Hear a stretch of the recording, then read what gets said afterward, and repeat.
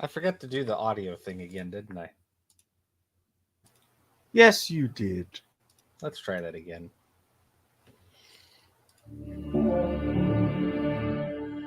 因为我觉得就是世界赛上的话，每个队伍都是他们赛区的非常强劲的对手嘛，选手，然后就觉得就是可能。It's obviously always a big challenge playing against Asian teams. Beating JDG would be a huge morale boost for us.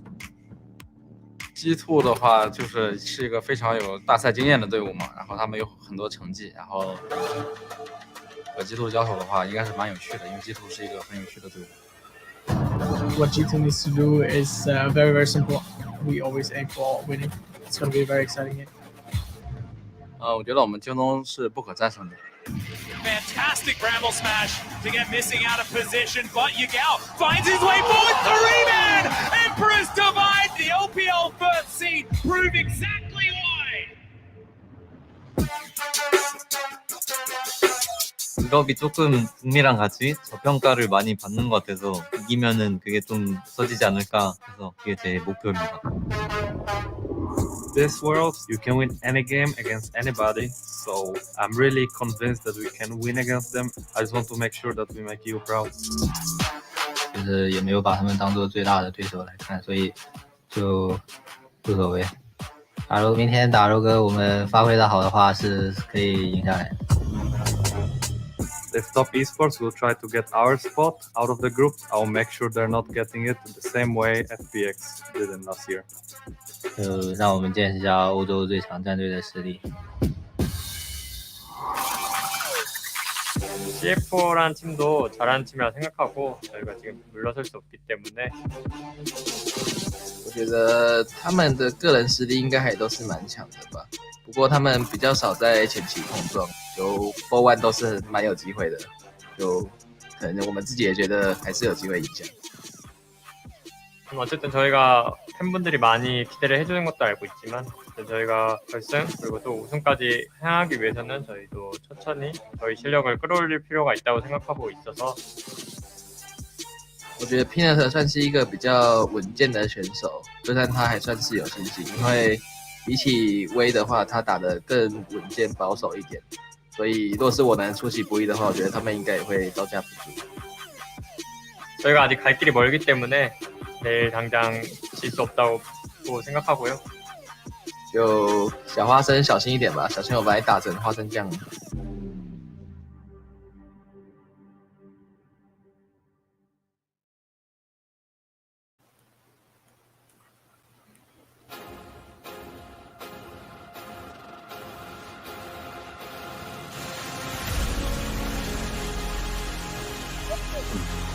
To an actually regularly scheduled episode of Parallel Convergence?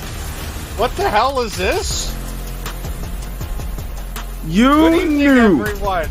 I'm Andesian, and as always, I'm joined by the #1 man on the network here. He needs no further introduction. He is Dr. Manhattan. Good evening, sir. You know, first of all, I knew that this was coming based on the giddiness in your typing on Discord. Second of all, it took this long for someone to make the peanut butter joke. Yes, it did. I'm waiting for somebody to make a peanut allergy joke. Because I don't think it would be, I think if done correctly, it would not be in terribly poor taste. I know some people with peanut allergies. The jokes I do can too, work. But jokes, yeah, because I was going to say, jokes can work.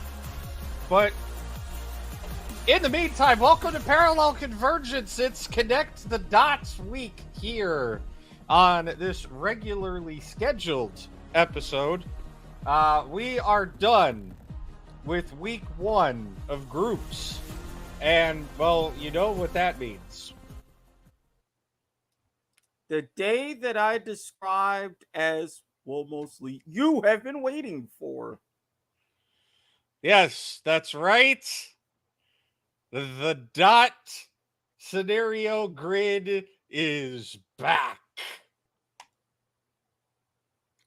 Ta-da!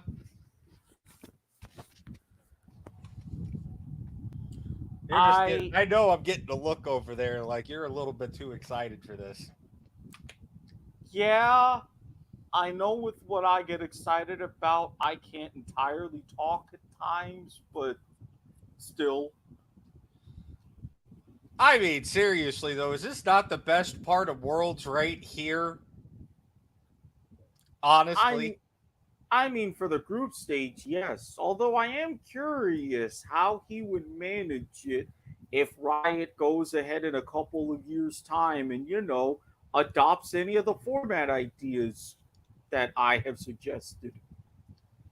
Well, the guy is a software developer for Amazon or some big company. So I'm sure he could figure it out. As you can see, I've already, I talked about what my predictions for yesterday would be. I should probably pull up our predictions sheet here. Got a lot of pins in our channel now. We're up to 4. I've seen worse. So we do have predictions here ready to go. As you can see, I put my predictions in C9 T1, C9 EDG, C9 T1. Gee, I wonder what that could possibly mean when you put in those specific scenarios. So here's what that looks like visualized. Again, so let's reset here, right? I wish this guy would build a reset button into this, but other than that, I like it. I want to talk about some of the biggest talking points that I think we're going to be hearing in the narrative for the remainder of groups, right? Mm-hmm. Which is, one, C9 is fucked. There's literally the only scenarios that they have to get out of Worlds is they must tie and then win a tiebreaker. There's a 3.6 chance. Yeah, we're back to those statistics again. Oh boy. Of a 3-way tie a 4-way tie in Group A. That ain't off the board. If it happens 2 years in a row, now I know last year I believe it was Group D that tied, but still, yep, that was the group of chaos. If there is another 4-way tie 2 years in a row, I'm gonna flip a fucking table. Like, we thought last year was a chaotic tournament. Jesus moly. But I want to talk about a couple of interesting scenarios here. Rogue can literally choke next week, right? Rogue is playing on, that's Thursday, Friday, Saturday. Yep. Rogue can choke on Saturday and not lose a single game and still advance without a tiebreaker. Not win a single game, but yes. Yeah, that's what I mean by choke. Yeah, but you said choke and then not lose. Oh, sorry. Game. And even if they do, the funny thing is, RNG are very much in a similar scenario. If RNG get a win against Gen G or CFO, RNG advance automatically. I mean, if they only win, if 100 Thieves are the only team that beat them, they lose 2 out of 3. and they only win out against 100 Thieves, then it's a 3-way tie. As a worst case scenario. The absolute worst case scenario. There is literally only one scenario for RNG, and I believe it's the same for Rogue. Yeah. Yeah, only one For Rogue. scenario for Rogue, one scenario for RNG to where they would choke and miss out. So the stars would really have to align. Oh, there's only a single scenario for JDG as well, where they can lose without a single tiebreaker. We have 3 teams in this tournament that are in a position where they can lose. Sorry, we have 2 teams in a scenario where they can lose all 3 of their games next week and still advance without a tiebreaker. And we have 3 teams so far in this tournament that only. Hold on, I'm getting this backwards because this always happens. Yeah, there's only a single scenario for them where they get eliminated without a tiebreaker. So that 1.3% chance. 1.6. Right. So I want to talk about Group A first, obviously, because that's what's coming up, immediately here on Thursday. We already had it pulled up with what what my predictions would look like. I'm gonna punch up yours into the Predictomatic here. I swear it needs a name. I'm gonna call it the Predictomatic. It needs one of those like cheesy, campy, if fire, omatic kind of names.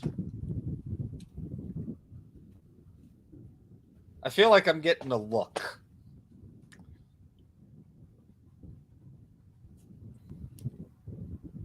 There we go. The all-new Predictomatic. You weren't getting a look. You were like, you know what? He's probably going to keep going until I do this. So.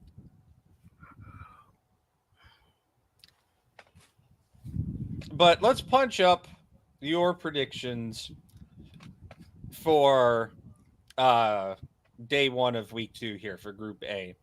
So you put down Fnatic setting up the win there. Yep.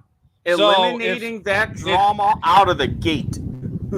So, yeah, you immediately, C9 is eliminated. They literally must go 3-0 and win a tiebreaker in every scenario to have a shot at getting out. So, 1 loss and they're done. Which you gave them right off the bat here. Fnatic, all of these teams are in a pretty good spot here, right? Win their next 3 and they advance. So T1 versus Fnatic, you gave it to T1, so we'll narrow down some more. So at this point, if Fnatic only beats C9, we got 2 scenarios here where they could get out in a tiebreaker. Yep. But there's a lot of green on the board left here for Fnatic. There's a lot of green on the board left overall, except for Cloud9, who is just irrecoverably fucked. Now, you went for C9 versus EDG on that match. So let's see. Now I want to reset this. So EDG, right? At this point, they need to win their next 3. Or they need to only lose. They're in a pretty good spot overall here, right? The only way they completely fuck up and drop the bag is if they lose to C9. Or sorry, if they only beat C9 and lose to everybody else. If they only beat T1, there is a scenario where they have to get a tiebreaker. A little bit of red on the board creeping for EDG just based on these first 2 games so far. But let's go ahead and plug in your C9 prediction here and see how this shakes up for them. So if EDG only lose to C9, they'll advance, right? One scenario has them as the first seed, where Fnatic only beat C9, and T1 only beat Fnatic, and C9 only lose to Fnatic.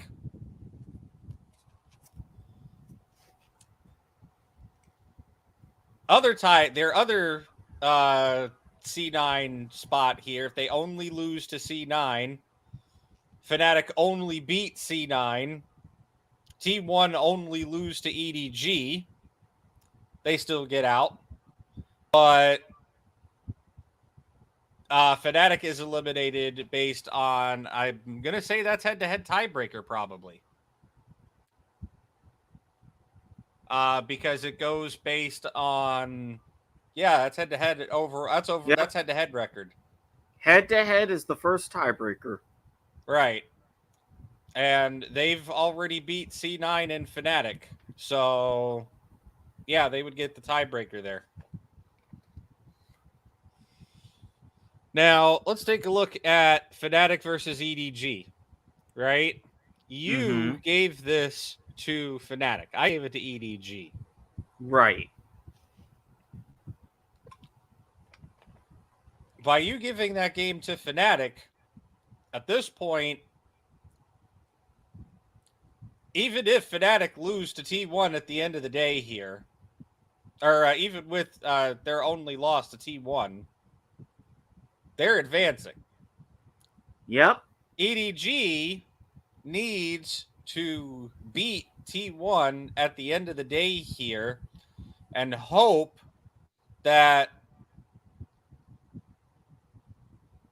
Let me see, am I reading this right? Yeah. They need to hope that they...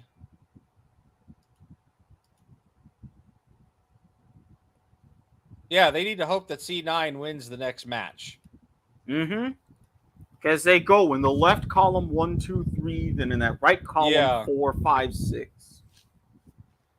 So by Fnatic taking that win there, EDG gets put into a pretty precarious position, but it guarantees advancement for Fnatic regardless of what happens. Yep, with the remainder 2 games. They win, they're in. T1 still in a dicey boat. You gave them game over C9. Which means because T1 wins that game, EDG get eliminated.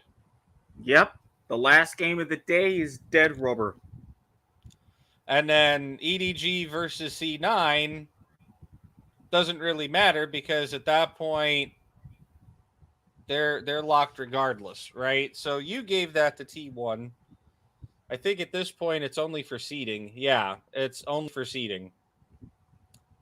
If T1 win versus EDG, they'll have the first seed and Fnatic advance on head-to-head. Fnatic advances the second seed. If T1 win it, then... if EDG win it, it's a tiebreaker. Yeah. Which is resolved by head-to-head.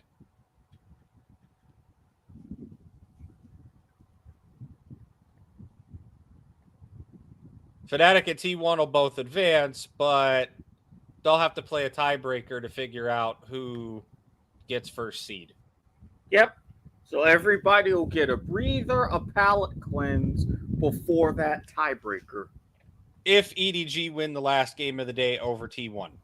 But if T1 win that game, as you predicted, then T1 is the first seed, Fnatic advances the second seed, EDG gets eliminated, and C9 is in absolute last place. Yep. So a quicker trip home for them, and everybody can tune into what will be left of the Thursday night game. Now, I want to go back to my predictions for a moment here for the group, right? Both for the overall and for week 2, which are pretty much the same. I put Fnatic last in the group, right? Yep. There's only 2 scenarios here. As my phone yells at me that my food's almost here. There's only 2 scenarios where Fnatic come in definitively as last place. So we'll take a look at the first one here. That requires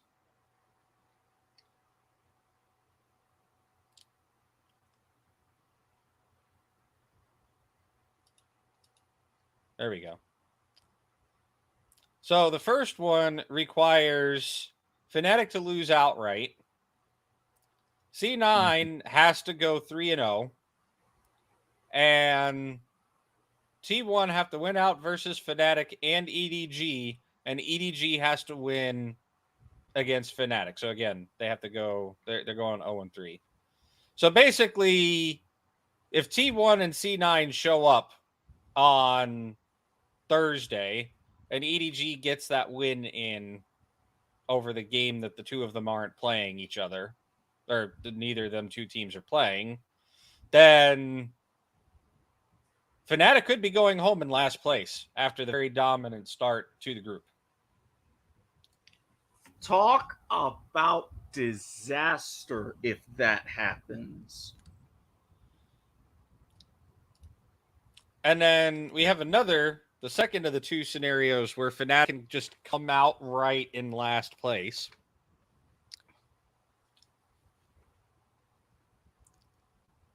You have C9 wins out of Fnatic. You have T1 wins versus Fnatic. C9 wins versus EDG. Fnatic win versus, EDG win versus Fnatic.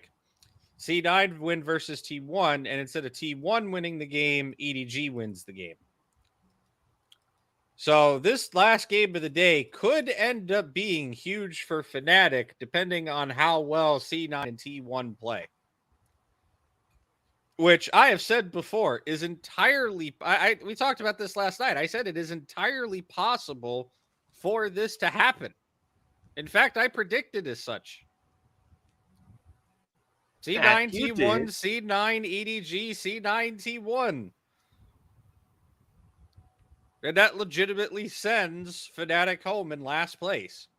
And I don't think those predictions could be too far off, because this is also a game of mental, right? This is a mental strategy game as much as it is a mechanical strategy game. If Fnatic fall apart at the seams right out the gate,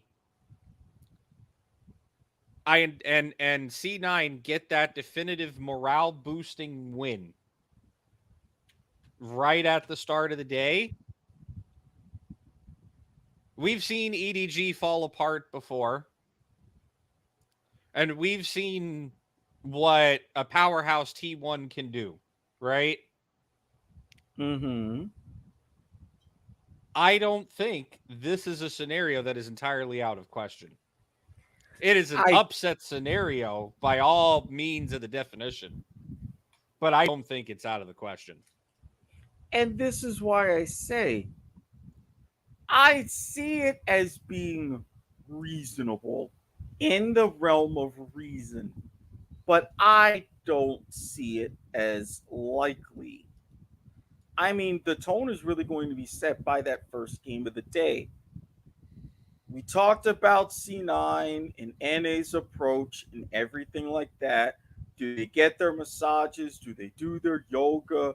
Do they visit the spa? Do they have all of these things over these next couple of days and get themselves pumped up Or is it going to be a long 48, 72 hours of everything seeping in and them getting inside their own heads about their team performance as a whole, about NA as a region? They don't get any restock of Body by Jensen, and shit will hit the fan. All right, I see what you did there. Go ahead, put it on the counter. 2 can play this game. Look, I'm not getting worried until you start making Faker versus Ryu references. Look, I'm not saying there could be a couple of nights of waking up in a cold sweat or anything like that. But it's also possible. Do you really think Cloud9's going to wake up in a cold sweat thinking Faker's standing behind them? Not necessarily Faker, but yes.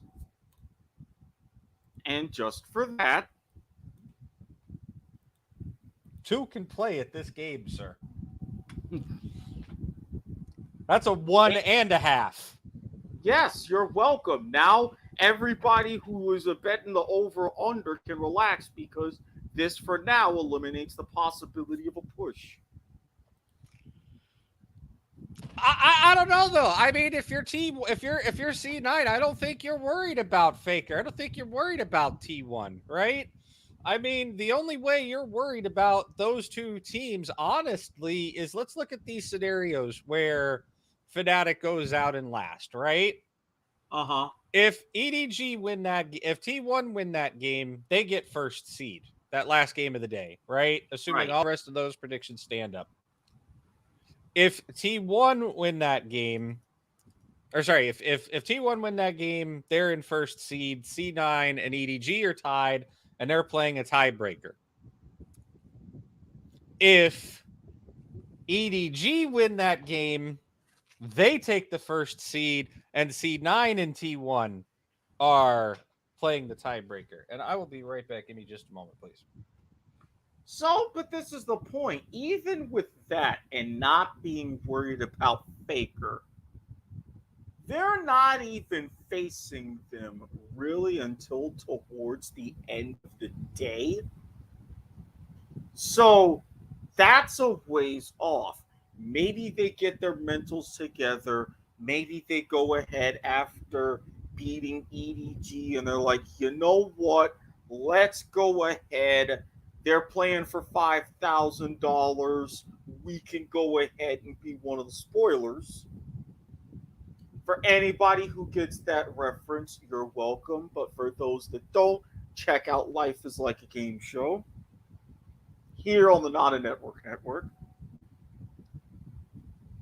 But it always comes out that first game of the day. You've got potentially 4 hours, as that would be the 7 o'clock game, to go ahead and sit and let that marinate. You're right out of the gate, and you already know the C9 coaching staff, Jensen, Fudge, the whole crew. They're looking at Fnatic first because they're going in not just knowing that they've got to go 3-0, and they've got to go 3-0 by starting with that first one. They are doing this to set the tone for week 2 for NA. NA as a region, and we said this ad infinitum, they're 0-9. They go ahead and they get that win. It's like, okay, it's week 2. They go ahead and they show up. Then they can watch all of the collapses behind them. But they got to get that out of the way first. And who knows? T1 maybe looking ahead to EDG, thinking, all right, you know, we got this in the bag. They slip up. Because by then they would know they would at the very least get a shot at a tiebreaker and that potential revenge. But I'm not seeing it. I do think they're nervous. I think they're going to be sitting around and again, marinating in all of these questions and all of this noise.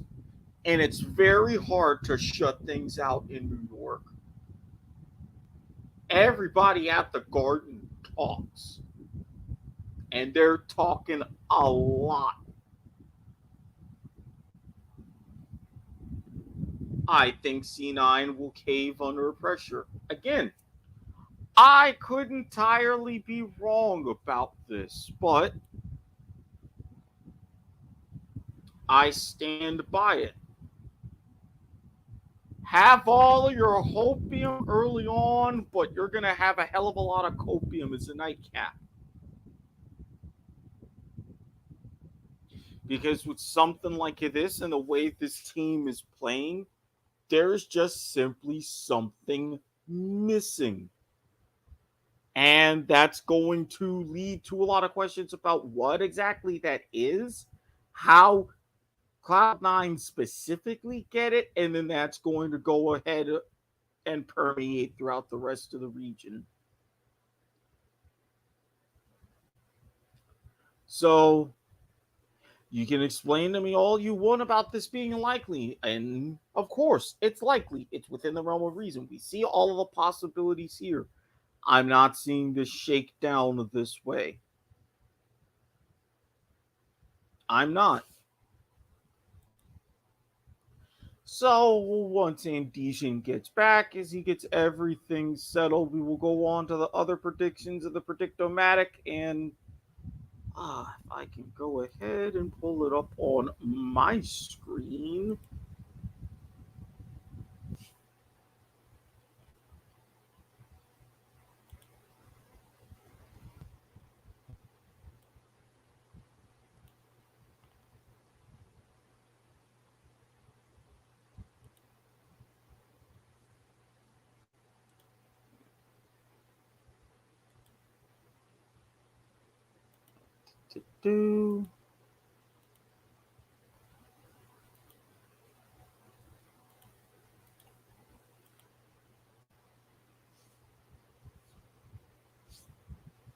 So in going into what I kind of see as this main coin flip one, and making some slight alterations, resetting to what I think is going to be a bit more reasonable, at least with my predictions.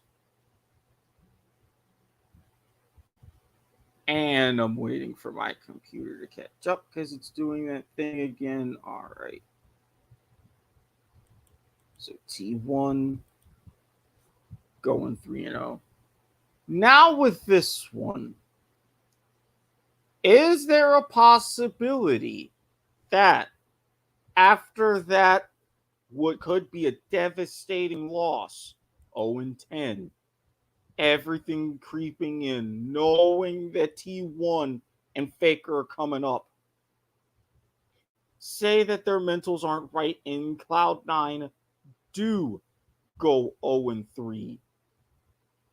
Well then, folks, by the time that happens, the only way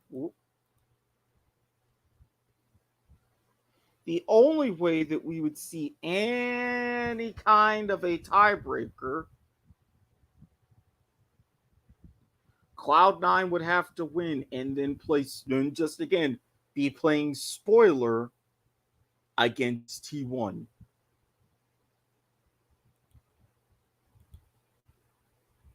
And in that way, you would have EG go in as a first seed.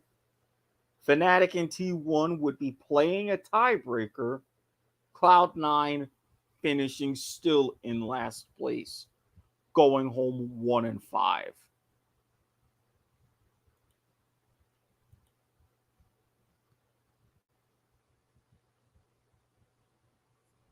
So then by the time that happens, or even after that game,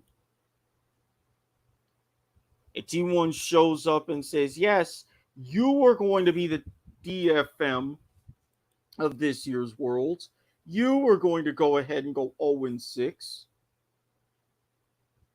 And the last game really is, again, dead rubber. A T1 win will not entirely dead rubber. Those two would be playing off for who gets first seed. And by that one would be a barn burner in of itself because, okay, they're both going at it. We know we got to win to have a more favorable position in the quarterfinals draw. That would wind up being the best game of the day. I think that would be more fitting. And let's face it, that would be something more of what Riot would want.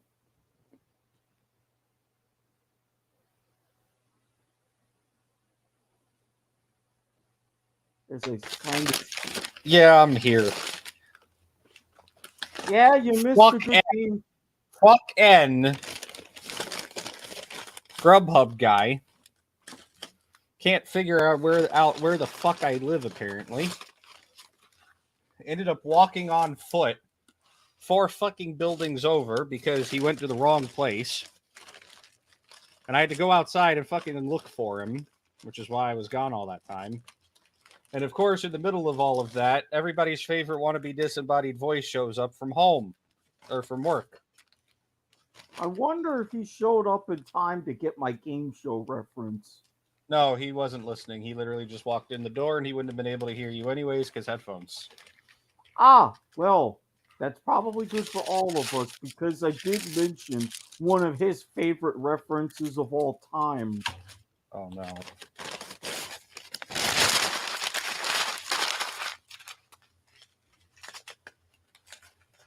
You realize you're bound to repeat this now, not to the amusement of our viewers at home, but... Not all of it, but it was basically going on the scenario of, with some of the predictions as I have on the screen. Now, since I am using the all-new Predictomatic, and you got on me about if I had made any permutations of my own, well, why not have the Predictomatic put to good use and have C9 saying, all right, these other teams, they've got a chance at $5,000. We're sitting in a booth. We're isolated. We're going to play spoiler.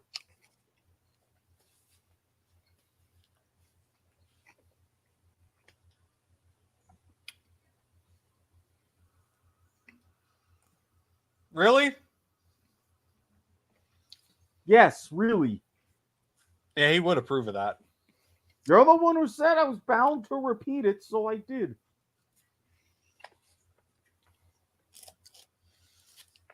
But where was I before we left off here? You were saying how your scenario, which is back up on screen in the all-new Predictomatic, is entirely within the realm of reason. And I'm like, yeah, but nah.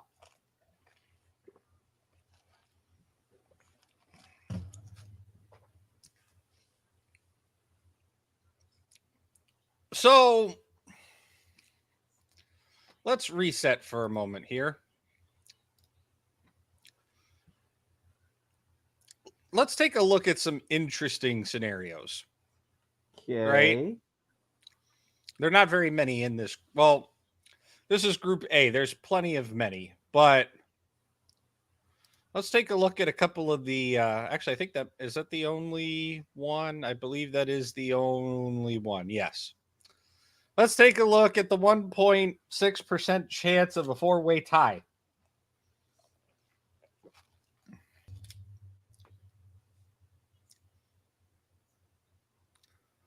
So obviously, Fnatic have to win out. Or sorry, C9 have to win out.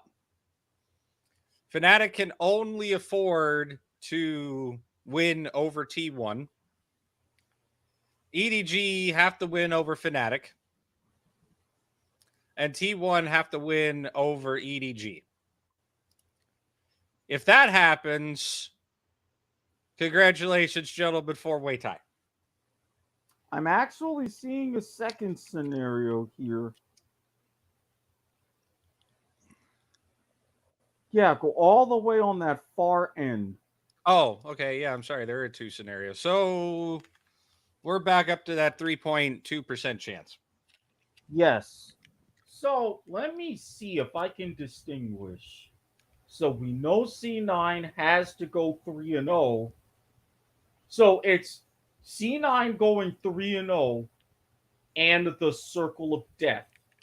T1, Yeah, so in this EDG. Yeah, so in this scenario, because the one that I just described was the Circle C9 of Death. Fnatic, C9 EDG, C9 T1. The Yeah, other scenario is C9 T1, C9 Fnatic, C9 EDG. So it depends which direction the Circle of Death turns, clockwise or counterclockwise. But either way, it's C9 has to win out, and everybody else has got a Circle of Death each other. Yes.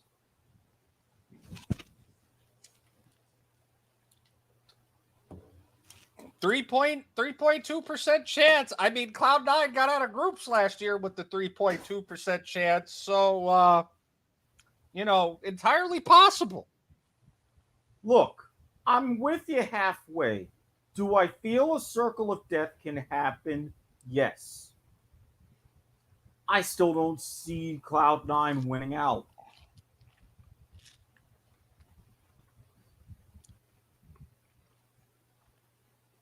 As I said while you were away getting your food from a very confused Grubhub driver,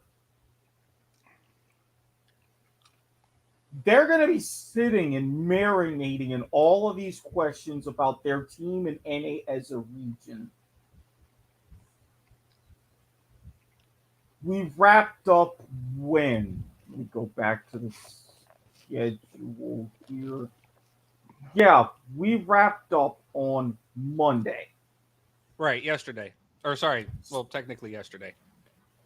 So you're talking from Monday to Thursday. Almost 72 hours. Plenty of time for all of that to get in teams' heads. New York is loud. The streets talk. I mean, New York City, MSG, this is the big thing going on right now. Oh, yeah. That, I mean, certain little... Look at all the fucking... Let's not forget, social media talks, too. Even if you're, to quote Captain Flowers, ignoring the asshats with anime profile pictures in their bios on Twitter, you have the people like us. You have people like, Travis Gafford and all of these casters that have their podcasts, and, you've got LS. You've got people who are well more connected and do this a lot better than we do, that are sitting down and they're breaking down these predictions. They're talking about how bad NA is playing and how good EU are playing, right? Like, there is a lot of talk going on out there on the internet and in social media about the tournament. And I think this is where it comes back to League of Legends is a test of mental resiliency alongside being a mechanical sport, right? Mm-hmm. Is if you're a coach, I think your job right now, especially if you're an NA coach, I think your biggest job right now out of anything is to keep your players off social media. Keep your players off the internet. Concentração. Which is going to be difficult because your guys are going to want to trash talk on Twitter and everywhere else, right? Like, people are going to want to tweet, but if you're a coach right now, you've got to limit that exposure to the negativity online right now. Concentração. It sounds German. No, it's Portuguese. Brazilian Portuguese, as a matter of fact. We all know Brazil. They are the most soccer mad nation on planet Earth. When their big teams from the national team even to their big clubs like Cruzeiro, Rio de Janeiro, Fluminense, Flamengo, Palmeiras, teams like that, Inter de Porto Alegre. When they have big matches, either in their state championships, but more often in the Brasileirão or Copa Libertadores, they go into concentração. It literally translates to concentration. No no outside contact with your loved ones, no social media, no nothing. You're either at the hotel or you're at the pitch training and preparing for the match. I honestly think the way that week 1 happened, all 3 NA coaches need to implement concentração C9 right now because they're up Thursday. And for everybody else, at least a day or 2 before their games. It's just nothing. Oh, no, I think if you're NA, you're absolutely right. You should have turned that shit on yesterday. Yep. Like, that shit should have been on Monday as soon as you guys were done playing the game. Don't even listen to the post-game analysis from the broadcast. Like,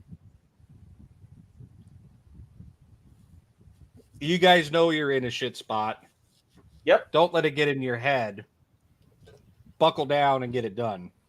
Exactly. Full-on concentração. If you're not, in your rooms, in your hotel, you're training, you're scrimming, you're strategizing. I mean, that is what you're doing at the hotel. You're scrimming from the hotel.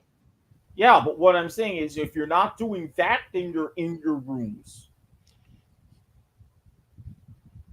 I get what you're saying, and what I'm correcting you is that it's plain and simple. You're in your room. Yeah. There is no outside world for you until it's play day. Yeah. There is no relaxing. Let's go down to the lobby, the hotel spa. Like, go down to the lobby, eat dinner at the hotel restaurant. As a team. Team meals. Yep. Maybe you go out somewhere local and, get a team meal. You're in North America. You don't have to worry about, accidental food sickness as much as the other teams have to. But even then, you're in New York City. They can literally find like any and every cuisine, and it's like 98% odds of it being authentic. Right. Especially the Eastern teams. But at this point, we saw a lot of videos from Worlds last year when they were in Iceland not Iceland, Sweden. Was it? No, wait a minute. I was right the first time.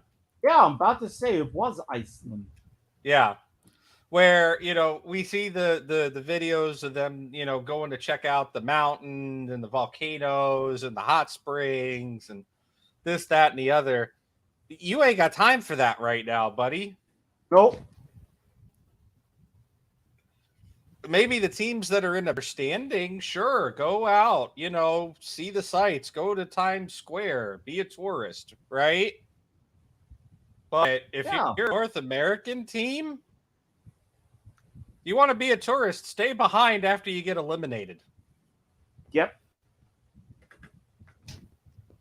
Because none of these North American teams right now are looking like they'll have any solid performance after quarterfinals if they make it to quarterfinals. None of these North American teams are really looking like a world championship caliber team right now. Don't entirely insult Chicago Deep Dish.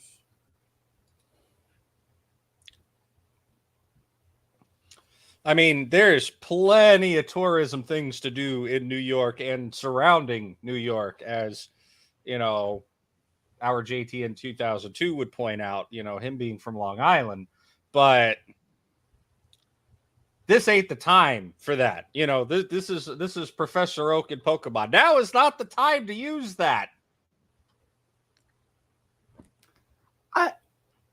Yep.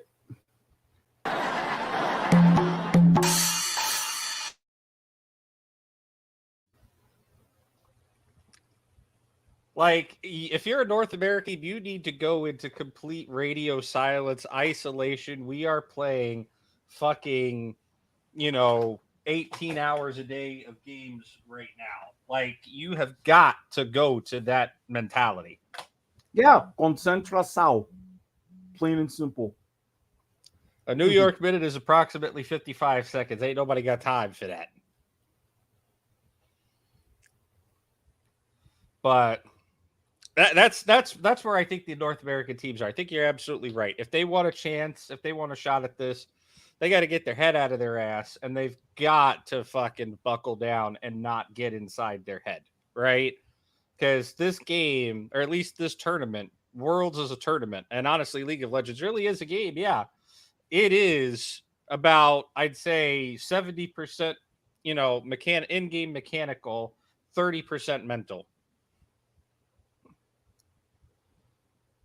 You take that to the world stage, I'd shave that to a 60-40.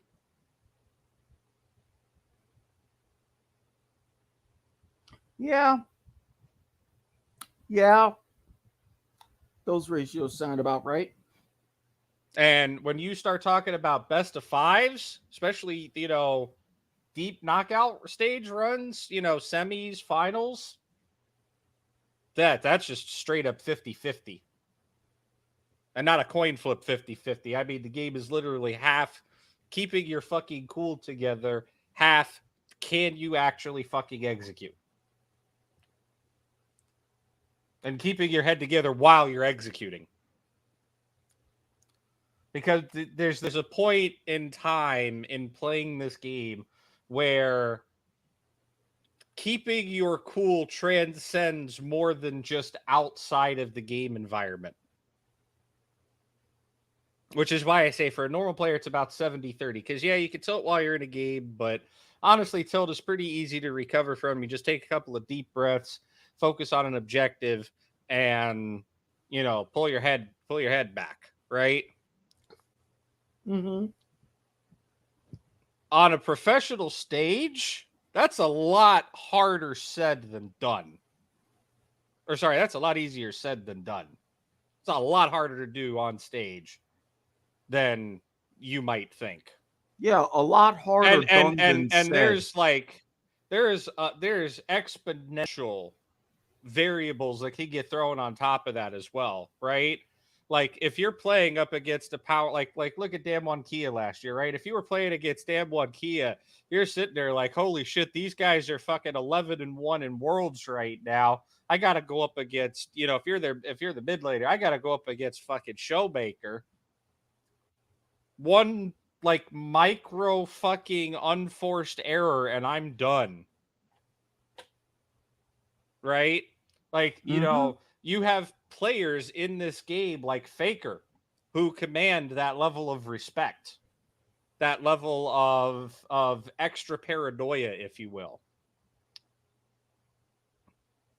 And you can tell some of these teams do use that to their advantage. And I mean, when you are that good and you earn those legendary, monikers and accolade, I think you get a little bit of a right to use that to your advantage.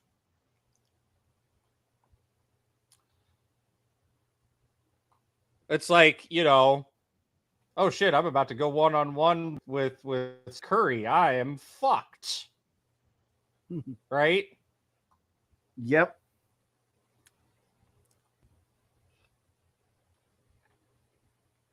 But Group A, I think, is going to be the most interesting group to watch just because of the fact that, one, C9 have to get those wins, right? And the reason why I give C9 so much credit is because they are a team that are capable of performing at that level. Right? You throw C9's backs against a wall and they'll make it happen.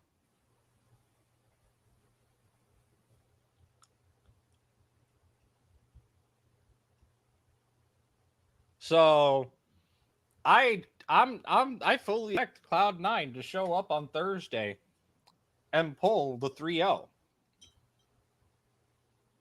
Cloud9 know what's on the line here.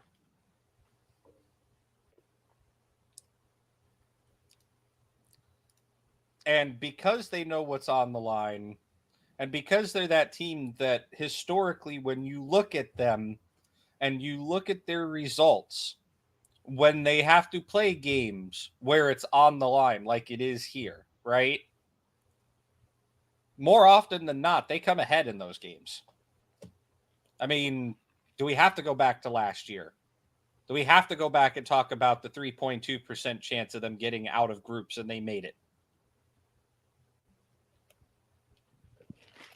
Now, does that mean they'll perform well in quarterfinals? Well, we'll find out. Historically, maybe not. The way they're playing so far, I don't know. But at the very least, I think this Group A is going to be very entertaining, regardless of what scenario pulls up here.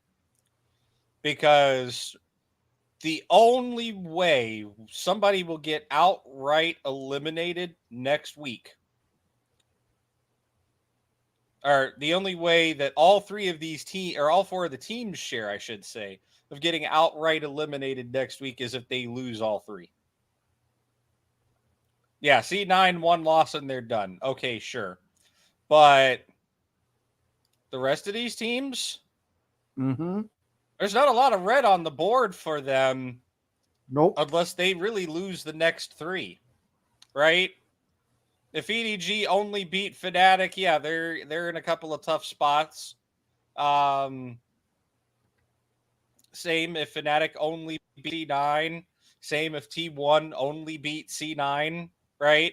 There's if the teams in Group A only beat C9 on Thursday, they could be looking at elimination. But other than that, there is a lot of scenarios. I mean, there's 64 scenarios, and a good chunk of them are probably good. I would not be surprised at all whatsoever if we get at least one tiebreaker game out of Group A on Thursday. I would love the stepladder four-way tie that we had last year. I really would. That wasn't a stepladder. Yes, it was. No, it wasn't. It was basically for a four-way tiebreaker. It was a mini tournament. Oh.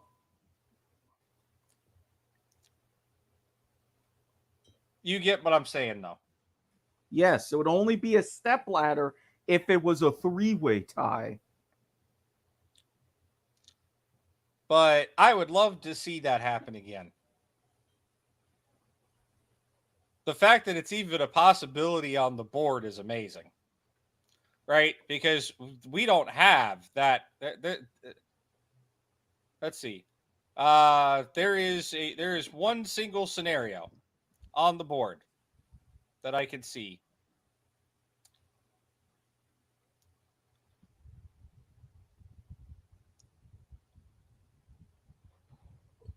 I am checking. Yeah. There's only one scenario on the board where it can happen in Group B. Let me look at Group C. I don't think it's possible. No, it is possible in Group C as well.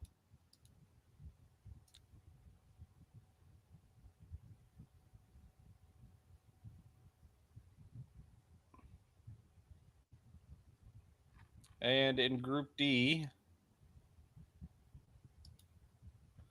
So it is entirely possible to get a four-way tie in all four of the groups still. But I think if there's any group where it will happen, it's going to be Group A.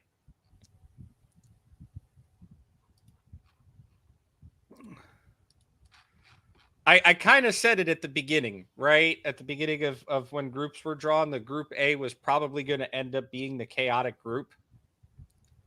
Because you've got so many good powerhouse teams in there.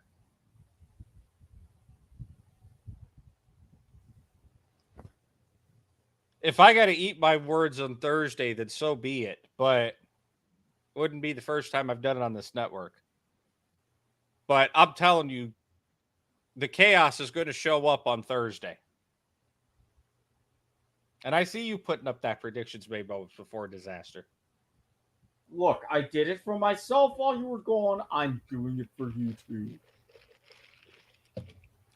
Now, I do want to talk about Group B now, because we're going to talk about all 4 groups here. And we spent about a good 40 minutes there on Group A. Unfortunately, some of that was due to unfortunate Grubhub. I do want to talk about Group B. And I'm going to open up Group B by talking about this single scenario in which JDG loses without a tiebreaker. Right? Now, we haven't made any official predictions ourselves yet on this. And I'm not intending to quite yet. But if we can pull off the predictions thing there real quick, because it's kind of in the way on the screen there. So if JDG lose all 3 of their games, right, there is a scenario where they go home without a tiebreaker. For that to happen, G2 has to win all 3 of their games. They have to go 3-0 on the day. Evil Geniuses can only beat JDG. And Damn One have to go 2-1 on the day.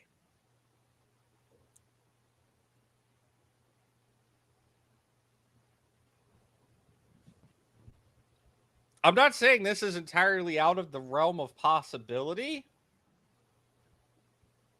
but I am hard-pressed to say that there is a world where JDG don't win a single game on Friday.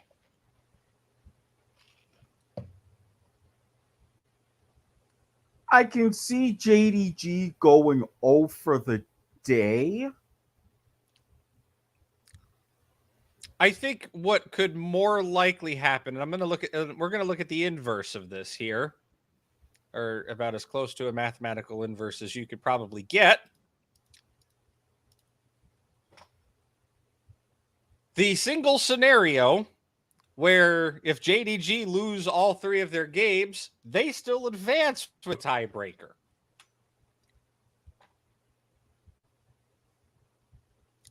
In order for that to happen, EG has to beat G2 and JDG.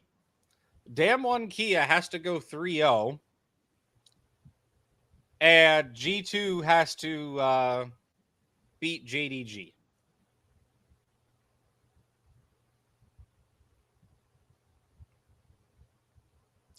But if that happens, Damn One Kia will get the first seed. JDG will advance. And G2 and Evil Geniuses will be eliminated. Now, more crazy than this, right? I want to talk about Evil Geniuses' position in Group B. They are not as fucked as Cloud9 are, surprisingly. Even though they're also 0-3. Evil Geniuses have a scenario here where they can win their next 3 games and advance. In order for that to happen, G2 has to win out over Damn One Kia. JDG have to win out over G2. And they have to win out over Damn One Kia. Damn One Kia has to choke. And JDG can only afford to lose to Evil Geniuses. But if that happens, then Evil Geniuses will advance on the 3-3, which is something that has not happened for a North American team in, I want to say, ever. I wish we had a stats department to back that up with, but we're not Riot. Please hire me, Riot. Thank you. Meanwhile, the inverse of this, Evil Geniuses could go 3-0 on the day and still have no hope.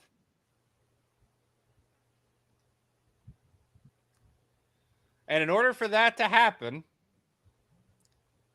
Damn One has to go and win both of their games. They have to win versus G2. They have to win versus JDG. And then JDG have to win versus G2.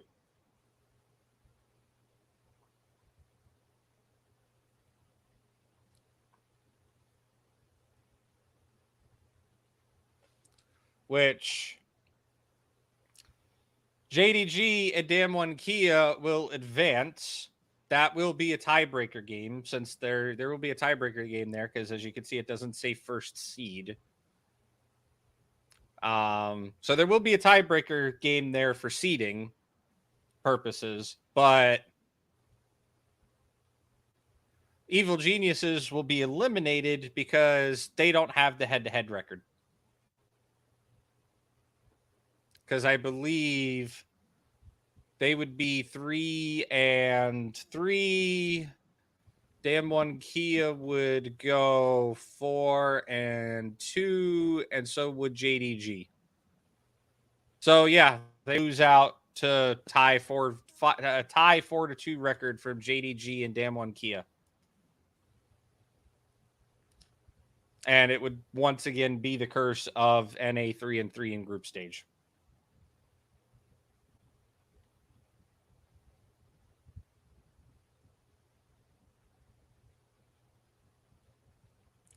But if JDG win, or if G2 win instead of JDG in that scenario, right, then it's a tiebreaker. JDG will tie with Evil Geniuses, and Damn One gets the first seed. So basically, for Evil Geniuses, they again Evil Geniuses pretty much need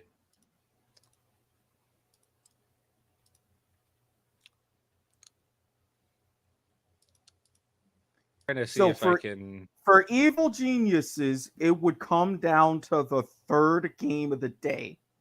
If they win both of their first if Damn One Kia wins versus G2, then there's okay, so it comes down to the JDG versus G2 game if they win all three, right? If G2 win, they've got a tiebreaker shot. It's either going to be against Damn One Kia or JDG. But if JDG win that fourth game of the day and Damn One Kia wins versus G2, then Evil Geniuses are probably out. And this is why I say it's the third game of the day that's important. Now- Damn Kia versus G2. Because if Damn One wins, the best that they can hope for is that tiebreaker. But if G2 wins, then that continues the chain of going 3-0 and being able to advance. So if they go ahead and they win their first two games, that's the first one they really have to root for. They gotta root for G2 to bounce back and beat Damn One. Yeah, because if Damn One Kia win, let's say G2 win their first two games of the day, right? If Damn One win their first game of the day, the Evil Geniuses advancing on a 3-3 automatic record is out the window. Yep.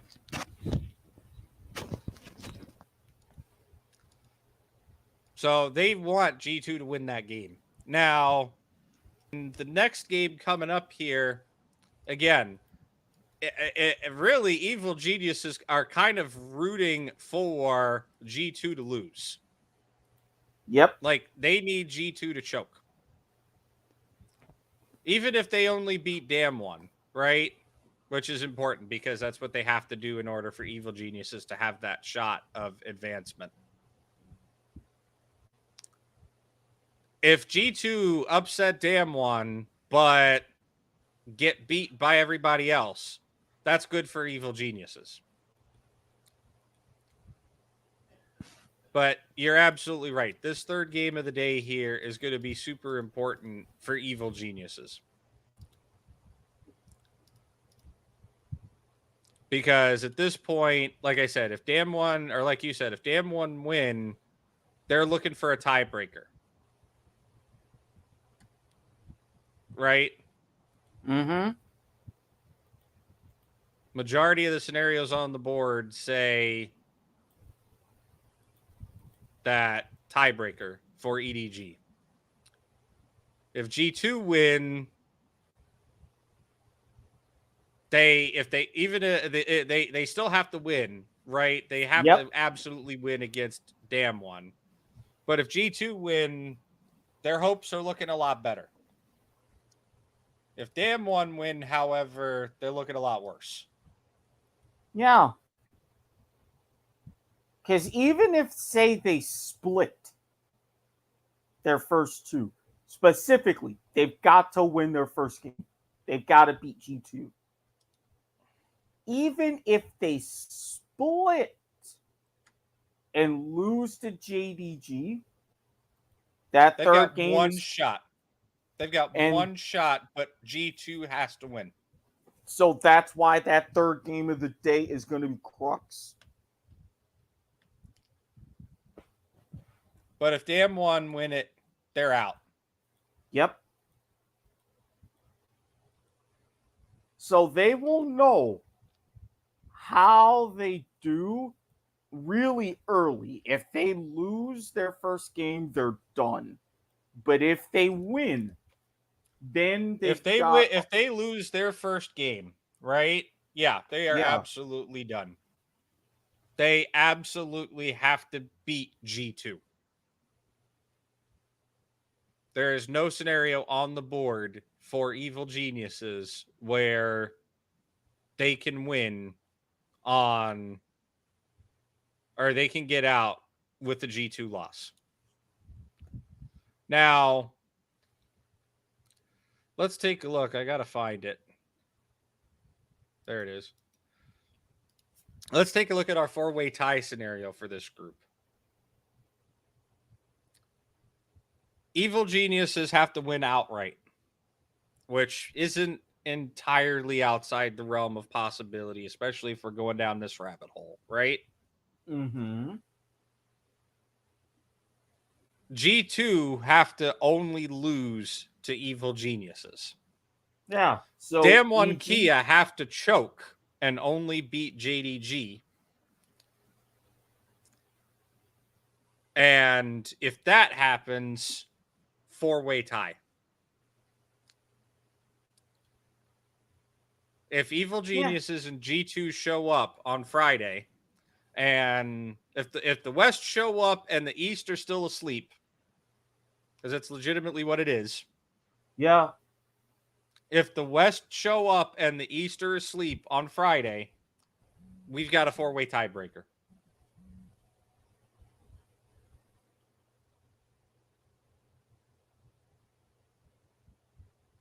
And if that happens, boy, that last game of the day, Damwon JDG, because if you everybody is going to be sitting on fucking pins and needles watching that. Because if it goes up to that point, the first 5 games hold, JDG wins, they get first seed. They don't have to worry about anything.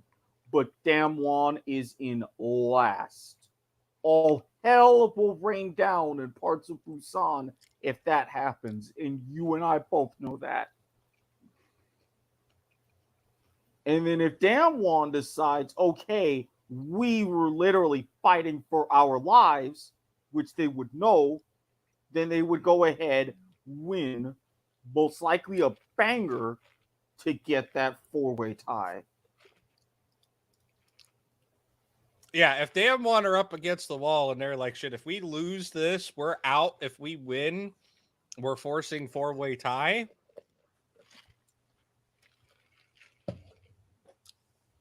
Let chaos not faker, reign. Not faker, showmaker. We're going to be hearing that narrative all over again. Uh-huh. Break out the soju for that one. The good soju. Oh, we got some. Why am I not surprised? I've got a little bit of everything, man. Again, not surprised. You haven't seen the You haven't seen the alcohol shelf, have you? No. It's literally the entire expand of my kitchen. Good, sweet Jeebus.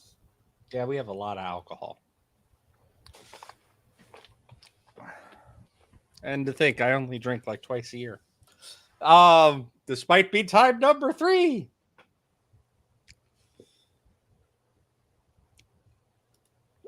So we talked about JDG, the inverses of JDG losing, right? Mm-hmm. We talked about the scenario of EDG being able to win with a 3-0 day without a tiebreaker. We've talked about the 4-way tie. We've talked about, the heavy implications of both Game 3 and Game 6 in this group. I think we've pretty much got Group B covered. We do. I mean, if you look at the dots here, right? Honestly, this is pretty much JDG's group to lose. There's a reason why they're one of the tournament favorites, right? I mean, you look at the board here, we got 1, 2, 3, 4, 5, 6, 7 scenarios where they end up in a tiebreaker. And we've got one scenario where they're just flat out eliminated. So 8 out of 64 scenarios for JDG. Yeah. Well, wait. 1, 2, 3, 4, 5, 6. Yep. 8. 8. Yeah, so 8 out of 64 scenarios where JDG have to either play a tiebreaker or get eliminated. I think it's safe to say JDG is probably going to advance in this tournament. Because as is, even with that, you're looking the one scenario, just among the tiebreaker scenarios, there are 7. Only 2, potentially, maybe just 1, would have them play multiple tiebreakers. There's only the 4-way tie. No, only the 4-way tie could force them to play. If we're talking about, no, sorry, there's 2 out of those 8 scenarios. Yeah, because it depends on where JDG would end up on the step ladder. That's why I said 1 definite, potentially 2. Because if they end up on that 3-way tie and it's a step ladder. In the mini tournament 4-way tie, they're going to have to play 3 games to win. Right? Or sorry, 2 games to win. Yeah, so that's why I say they would definitely play 2 tiebreakers in the 4-way tie. For the scenario to where it's a 3-way tie, it depends on where JDG would end up on the step ladder. Yeah. So that's why I said have 1 copy of the rules, and we can find out. Potentially 2. I have a feeling it's going to gain victory times. I bet you. If 3 teams are tied, the head-to-head record of all teams involved in the tie against all other teams involved in the tiebreakers will be considered. There are 5 possible combinations of records in a 3-way tie, each of which is considered below. Oh, this is a lot of reading. Each team in the tiebreaker has a combined record of 2-2. In this case, teams with the highest total game victory time will play 1 tiebreaker with side selection going to the team with the lower time. Loser of that game will be awarded the lowest standing, being decided by the tiebreaker, and the winner of that game will play a single tiebreaker game against the team with the lowest total game victory time, with side selection going to the team with the lowest total, or with the lower total game victory time. Okay.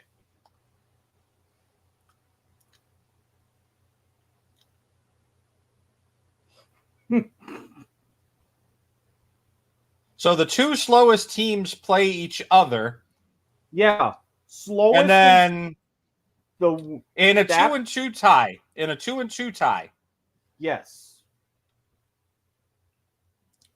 The 3-way 2-2 tie. The two slowest play each other, and then the winner of that plays the fastest. Yes. That's your stepladder. All right, one team has an aggregate record of 3-1. The next team is 2-2, and the third team is 1-3.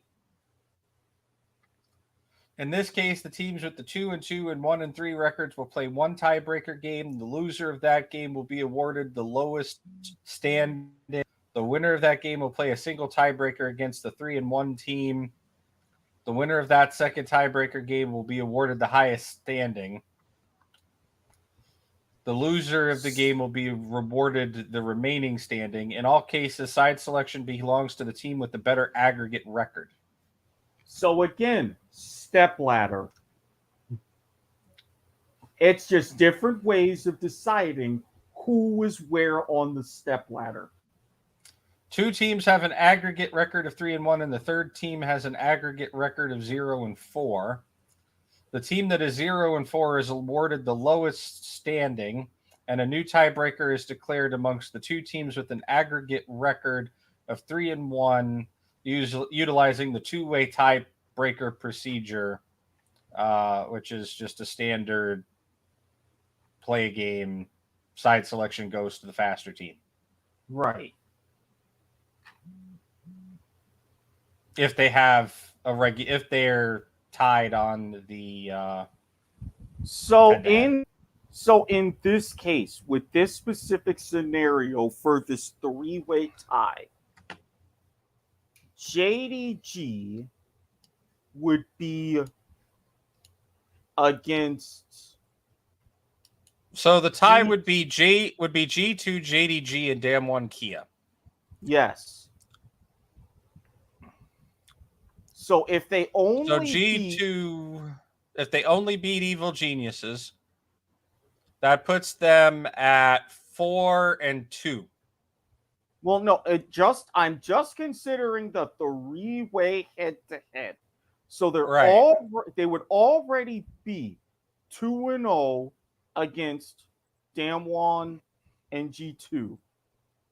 If they only beat Evil Geniuses, so that's 1-1, so they would be 3-1. So JDG would be 3-1. Damwon, who come into this tiebreaker 1-1 against those teams, then they would go ahead if they only beat G2. So they would be 2-2. Only lose to G2. Or yeah, they only lose to G2. So they would be 2-2. Because they would go ahead and beat JDG. And then G2, who is already 0-2, if they go ahead and they beat both of them, they would be 1-1. Because Evil Genius isn't involved in the tiebreaker, and they lost to Damn One and JDG already. Yeah, so they would be 1-1. Because it's double round robin. I know. So their G2 is 0-2 versus Damwon and JDG. They beat the both of them. So they would be 2-2.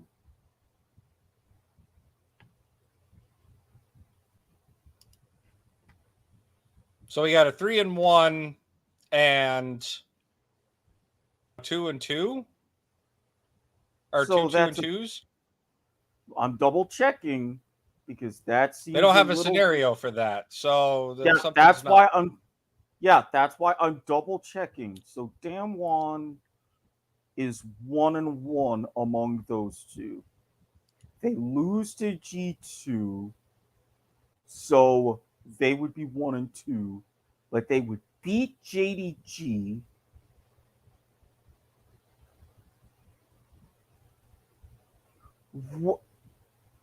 Oh, this is weird. This is weird. Because hear me out. Among those three teams, JDG is 2-0. Oh, if JDG only beats Evil Geniuses, so you've got a 3-way 2-2. So that's your step ladder. They would be in the step ladder. So as I said originally, for 3 2-2s, it's a step ladder game victory time. So it would come down to the math on the day who is where on the step ladder. So they would still JDG. Who's playing the fastest? Exactly. Or who's winning the fastest? Exactly. Oh, and believe me, ties there happen too.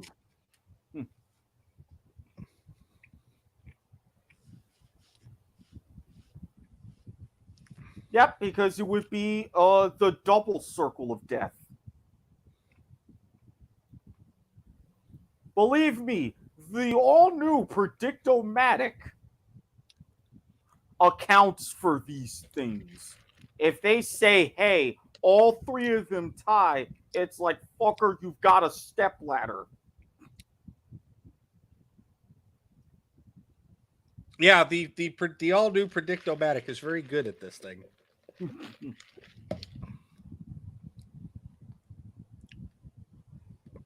I think that would be an interesting scenario, though, to see that 3-way tie show up, though. Honestly, I think that's probably the most likely of scenarios. I know it's see that. With a lot of green on the board here, it seems to think otherwise, but and if you statistics-based analysis here, 1.6% shot, sure, but I see it happening. I see that happening before I see the 4-way tie happening in this group. I'll put it that way. I agree. Even though they're the same statistical odds.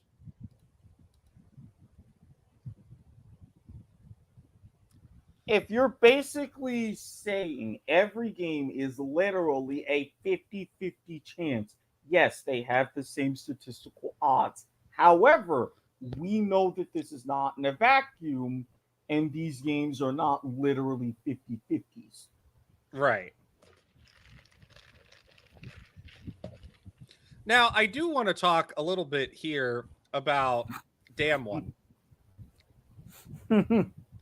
Wrong show for talking about 3-ways hashtag point of viewer.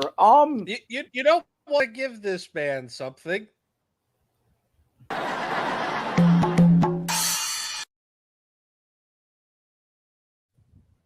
That wasn't what I was going to give him.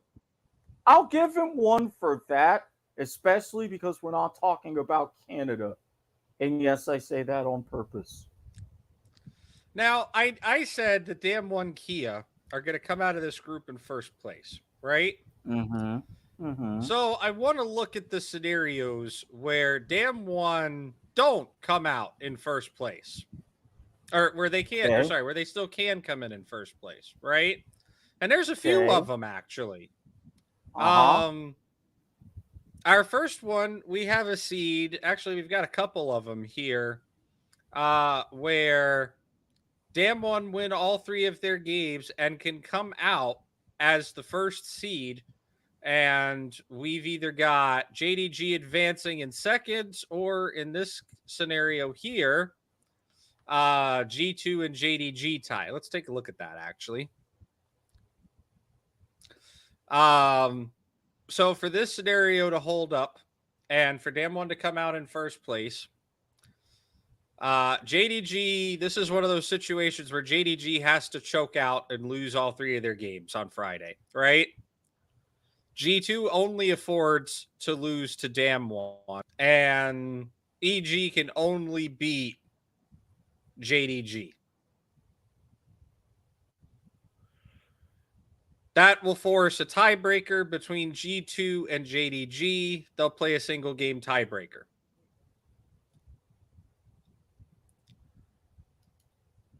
We have 2 scenarios here, right? Where at least 2 scenarios with them winning all 3 of their games, where they're going to play a tiebreaker for the first seed. Yep. Right? And that is literally comes down to who wins G2 versus Evil Geniuses. Yeah. So the first game of the day for them is going to be important. If G2 or if Evil Geniuses win that game, then and everything else holds up, then actually let's go back to that for a minute here. So JDG will have to only lose to Damwon. G2 can either only beat Evil Genius or lose all 3 of their games. And Evil Geniuses likewise can only beat G2 or lose all 3 of their games. Yeah. Now, so if G2 win that first game, then JDG and Damwon are playing the tiebreaker. If Evil Geniuses win the game, JDG and Damwon Kia are playing the tiebreaker. So the only difference for that first game is if all the other 5 hold up is if G2 lose, then if G2 win, it's going to be a tiebreaker, but the tiebreaker gets resolved by head-to-head record before anything, and G2 won't have the head-to-head record to win the tiebreaker. That's what it means when it says G2 is eliminated. Yeah, so they would be, because it's basically they would solve the tiebreakers for who is 3rd and 4th versus if G2 win and all the other results hold, Evil Geniuses. Well, if Evil Geniuses win, it doesn't matter what position they come in; they're both eliminated. JDG and Damwon have to play the tiebreaker for seeding. Yeah, this is what I'm saying. They would resolve. But G2 and EG would be tied for worst record. Yeah, this is what I'm saying. They would go in, not actually play a tiebreaker, but resolve tiebreakers for who is 3rd and 4th. Just not playing anything. They don't resolve tiebreakers for 3rd and 4th. Oh, so they would just finish tied, and they would basically chop up with those respective positions, which I think would pay out the same anyway. Yeah, that's why they don't resolve tiebreakers for 3rd and 4th in groups. Okay, then. It's the same payout regardless. So basically, it's just, hey, we don't want to go home last. Yeah. For Evil Geniuses.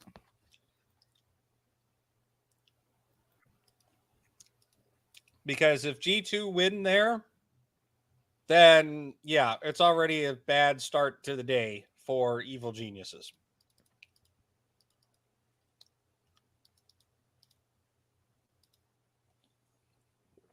In fact, it's entire elimination.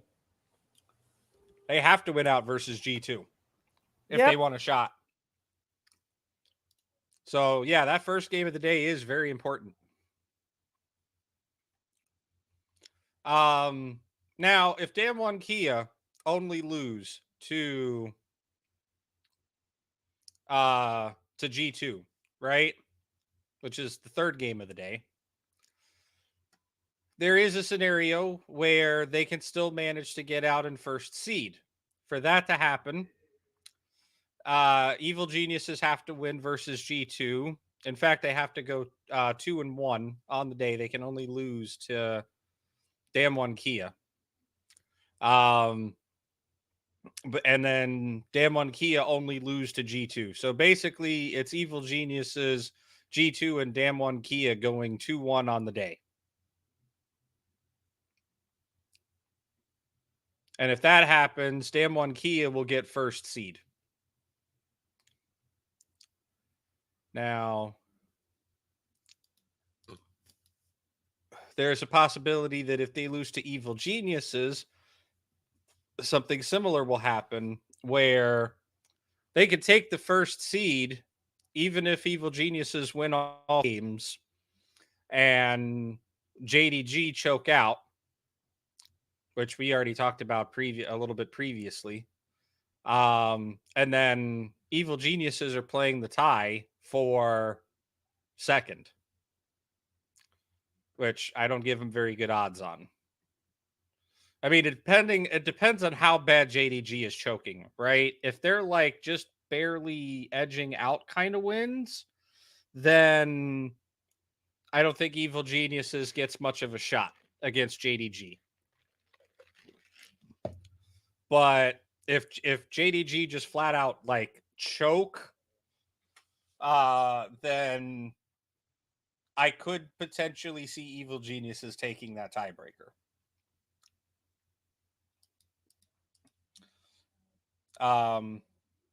Now, what's the difference between these two games here?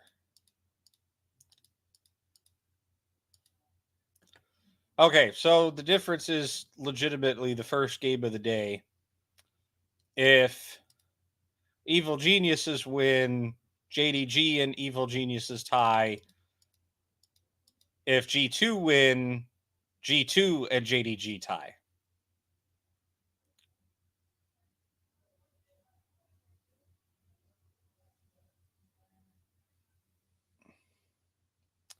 But most importantly, as you can see here, they must win against JDG if they want a chance at having a seed in the group. There's no scenario where they can only lose to JDG and get out with the first seed.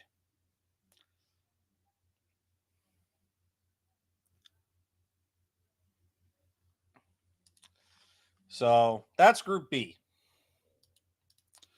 Let's talk about Group C. There's a little bit of chaos in it as well. GAM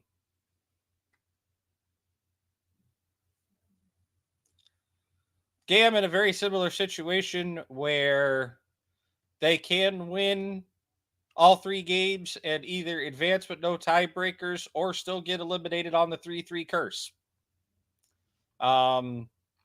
I'm pretty sure the scenario plays out exactly as it does for Evil Geniuses.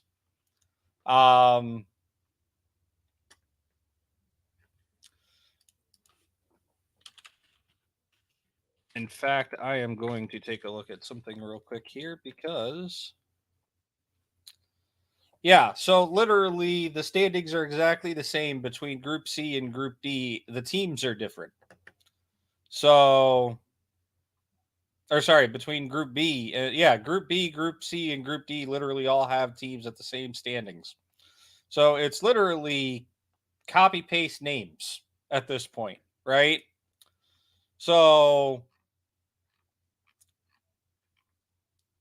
if DRX want the first seed, they gotta have the same shit that happened in that we just described in Group B, right? And I know I put DRX at the top of this group here, with Top Esports in second.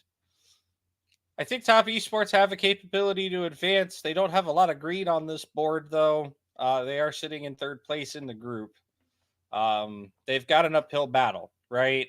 At most, they can only afford to throw away really one game. They can't afford to choke, right? if they only beat DRX on Friday, it actually helps the Gigabyte. It kind of helps the Gigabyte Marines a little bit. Because there's a possibility for a 3-way tie with Rogue getting the first seed. As we stated before, there is a possibility where, just like we talked about with JDG, where they can lose all 3 of their games and still advance without a tiebreaker.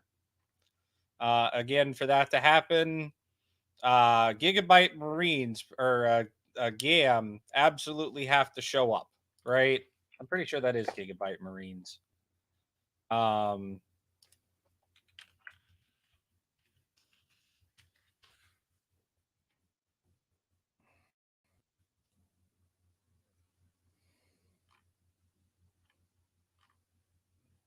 Give me a moment here.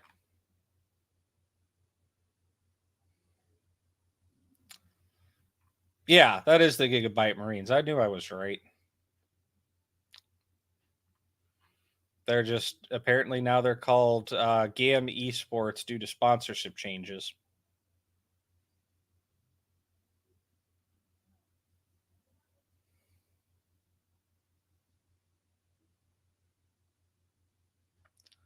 Hey, to me, they're always the Gigabyte Marines, okay?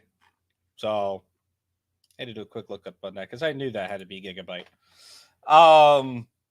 But yeah, the Marines need here. They're not looking so hot, right?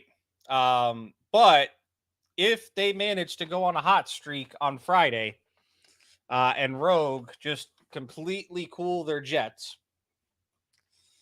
there is the possibility where Rogue can lose all 3 games and still get out without a tiebreaker. It requires DRX to go 3-0 and for GAM to only lose against DRX.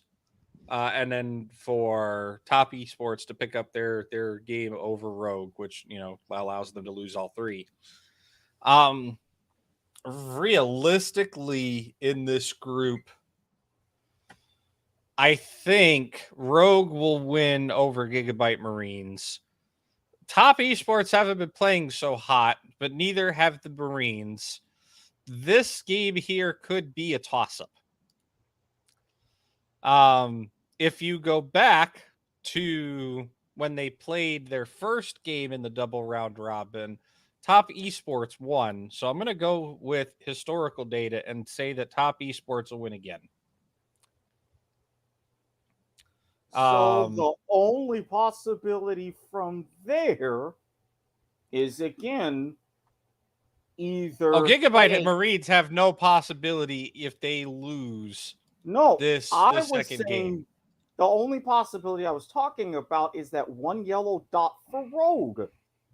Either they still go ahead and it's either all right, they get the 1 or they get the 2 seed, or they go ahead and they play a tiebreaker with either DRX or Top Esports, or there's possibilities, sure, but this is kind of like I was pretty much going through what I think is actually going to happen in this group.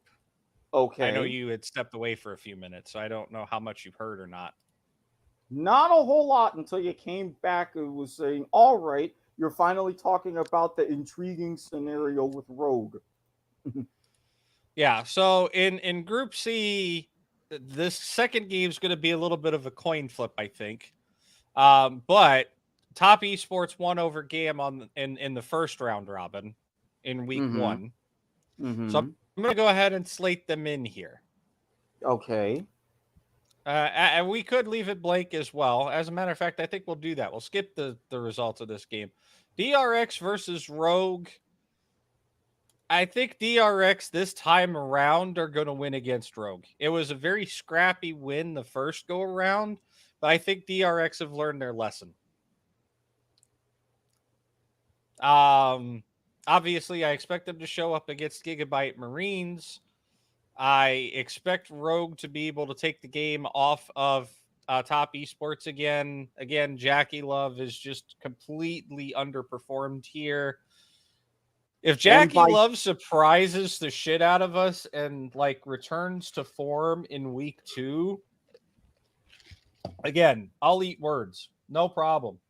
I'll eat words. But for right now, it's very much and that would be the important one because again, Top Esports would have to win that one to go ahead and force that 3-way tiebreak.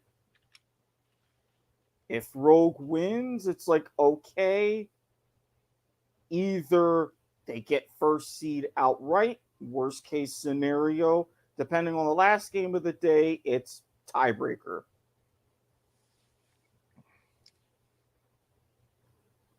I made an alteration because it keeps covering up parts of the screen.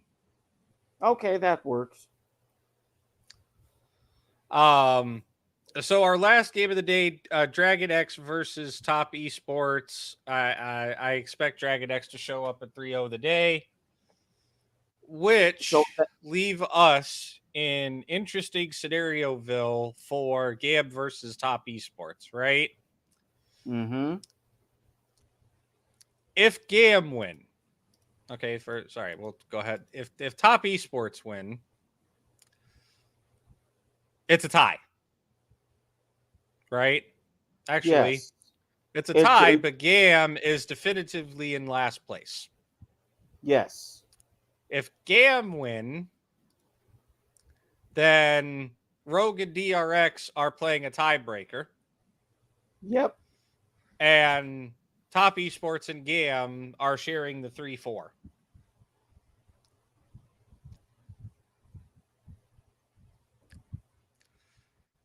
But realistically, I think that's what's going to happen in this group. Now, like I said, the standings are exactly the same as Group B and Group D if you just change the names of the teams, right? Mm-hmm. So, we do have this little, 0.6% here. GAM can get out on a 3-way tie for second. If some crazy shit happens, which is not as crazy as you think. But it does require Gigabyte Marines stepping up and playing to better form, at least against DRX. I can see Gigabyte Marines taking it over Top Esports with the way they've been playing, right? Mm-hmm. But the more the game that you have to look at is this DRX GAM game, right?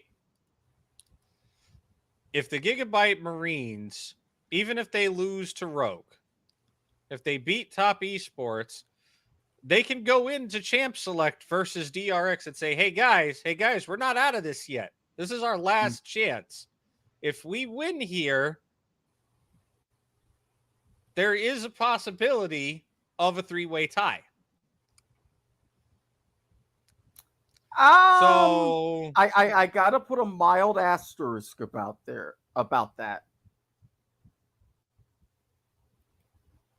I think if you look at, let's remove these two off the board here, right?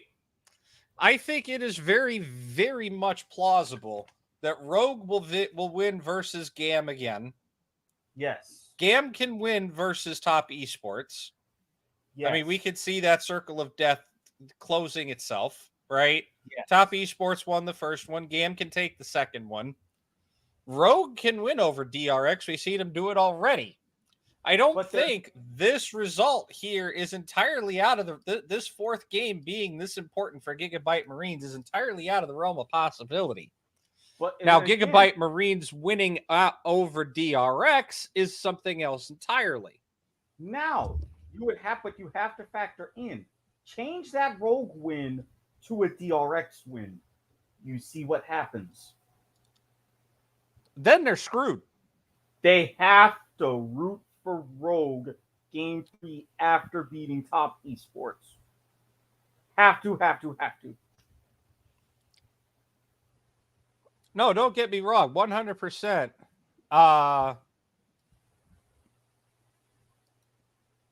What is the scenario here, right? So they are 100% Rogue fans. Yep. If they lose to Rogue, right? Mm-hmm. If they lose to Rogue in game 1 of the day here, they are 100% Rogue fans. Yep.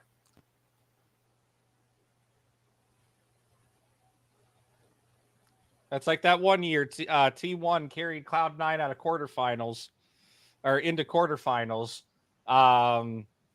because T1 had the better record. Or so it's a very similar situation to this.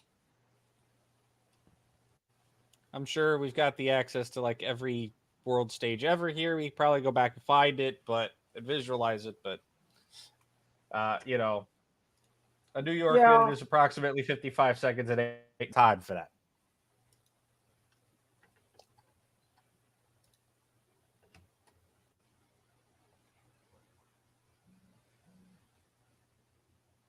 I've stunned you into silence? Question mark. Somewhat. I was also looking ahead and then realizing, oh yeah, after this, then Group D, and it's like, okay, in about roughly an hour and a half, my heart out because of my early-ish day tomorrow. But that's for a future thing. Being omnipresent has Group D. I mean, Group D again. The standings are the same for all three for Group B, C, and D. It's literally changed the team names, right? Mm-hmm. 100 Thieves can win all 3 games and still get knocked out. We talked about this with Evil Geniuses as well, right? Yep. Same exact. 100 Thieves is literally in the same exact situation that Evil Geniuses are in. It's just different teams that they got to beat, right? And there's the possibility that 100 Thieves can advance in second over CFO and Gen G, which I don't see happening. Because here's the problem, right? You've got Gen G and RNG in this group. If this group isn't locked up, I don't know what group is. If RNG get a win over CFO or Gen G, they still automatically advance. Yep. Right? If they only beat 100 Thieves, 7 out of 8, they're going to advance. 8 out of 8, it's a 3-way tie.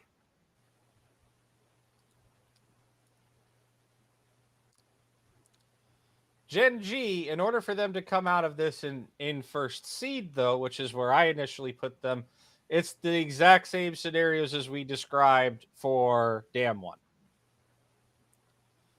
A little bit of an uphill battle, but there are potentialities for them to do it. Namely, they just need to go 3-0 on the day. And we need RNG to kind of choke out a little bit here. Yeah, with Gen G either go 3-0 or have a chaos scenario to where they lose. Which is fine, because if you look at all of these Gen G first seed scenarios here. There's one more.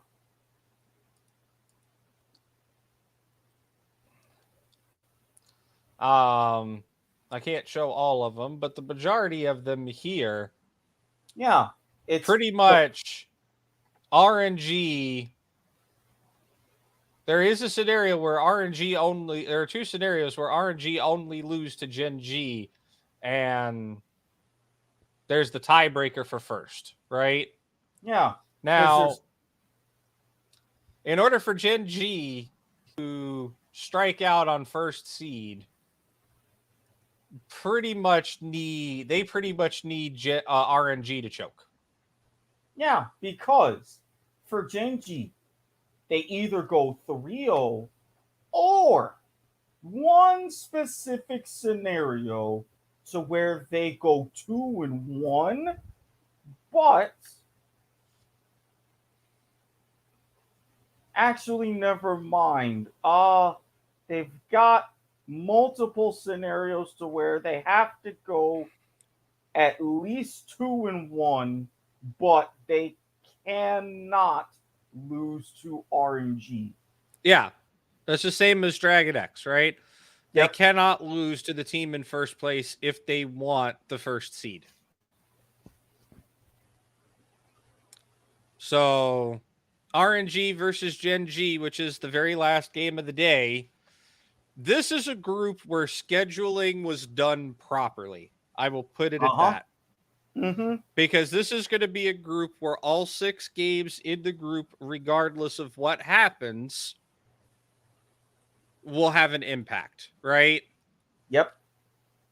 Because even if, let's just say for the sake of chaos, right? Let's put all the underdog teams down here. Even if, okay, so if they lose all 3 of their games, all right, they're screwed. But if they win again, okay, let's put this into a better scenario. Let's say 100 Thieves, Gen G. Let's make this a little bit better, right? Let's put this more towards the expected result here.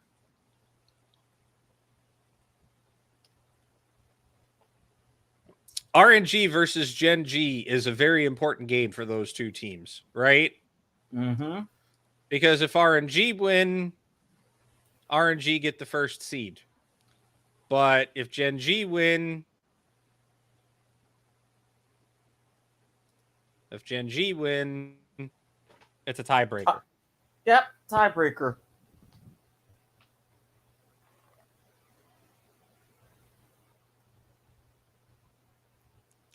Because that's I think the expected result for Group D, right?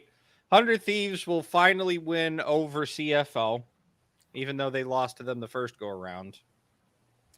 But Gen G and RNG will group of death the remainder of this group as they've been doing.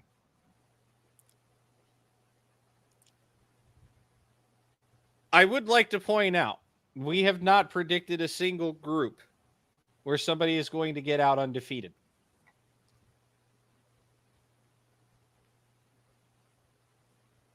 And the only time it's ever happened in world's history was last year with Dam 1 Kia. And we saw where they fell flat. Surprisingly in the finals.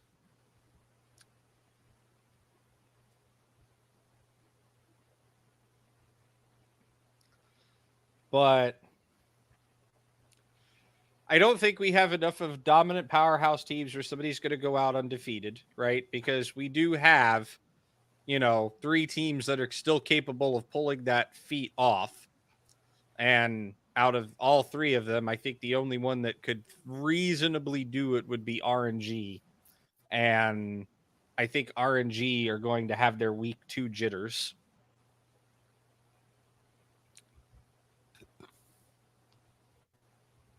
I think that there are definitely some interesting scenarios in play here. But overwhelmingly,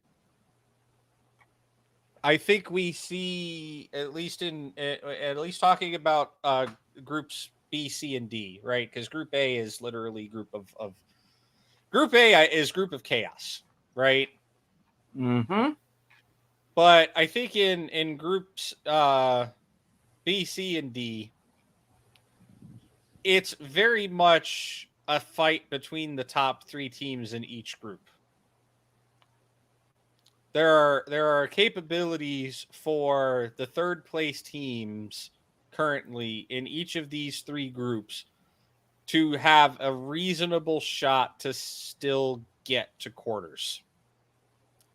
It's going to take a little bit of chaos and a lot of good playing for them to get there. But in reality, when you look at B, C, and D, it's pretty much, in Group B, it's JDG's group to lose. In Group C, it's Rogue's group to lose. In Group D, it's RNG's group to lose. That doesn't mean to say that that second place person can come in and pull that upset, because let's look at it, right? In Group B, who did Damn One Kia lose to? JDG, who's in first. In Group C, who did DRX lose to? Rogue. In Group D, who did Gen G lose to? RNG, right?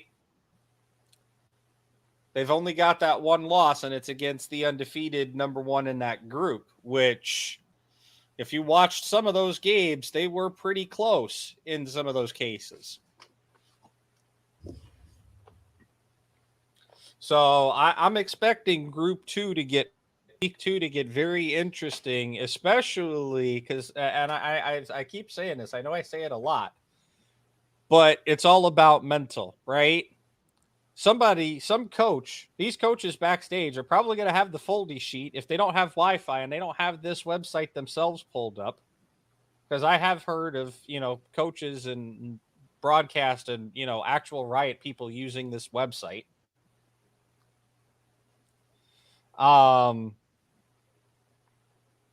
It would not surprise me in the slightest if these teams are backstage come their play day and you got a coach pacing around, or you got a coach saying, "Hey, we got to root for we got to root for Rogue. We got to root for, if you're a Gigabyte Marines coach, hey, we got to root for Rogue, guys. We got to beat it, but we got to root for them." And even if we don't beat it, we really got to root for them, right?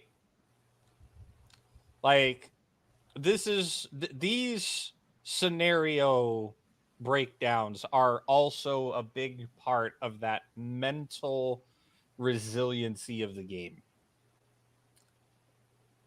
Because if you are if you're one of the North American teams, right, or if you're Gigabyte, if you're GAM Esports, you don't want to sit here and look at the foldy sheet, because that's what these things used to be called, foldy. You know what the hell foldy sheets are? I know you do. Mm-hmm. You don't want to be sitting there looking at foldy sheets going, "Oh man, statistically we're fucked," right? That's not the result, or that's not the thought, excuse me, that you want going through the back of your brain when you're on stage playing League. And we've already heard from comms from some of these teams that are playing. It's like, "Hey guys, be mindful. This crowd is going to get loud if we make big plays. Don't get distracted."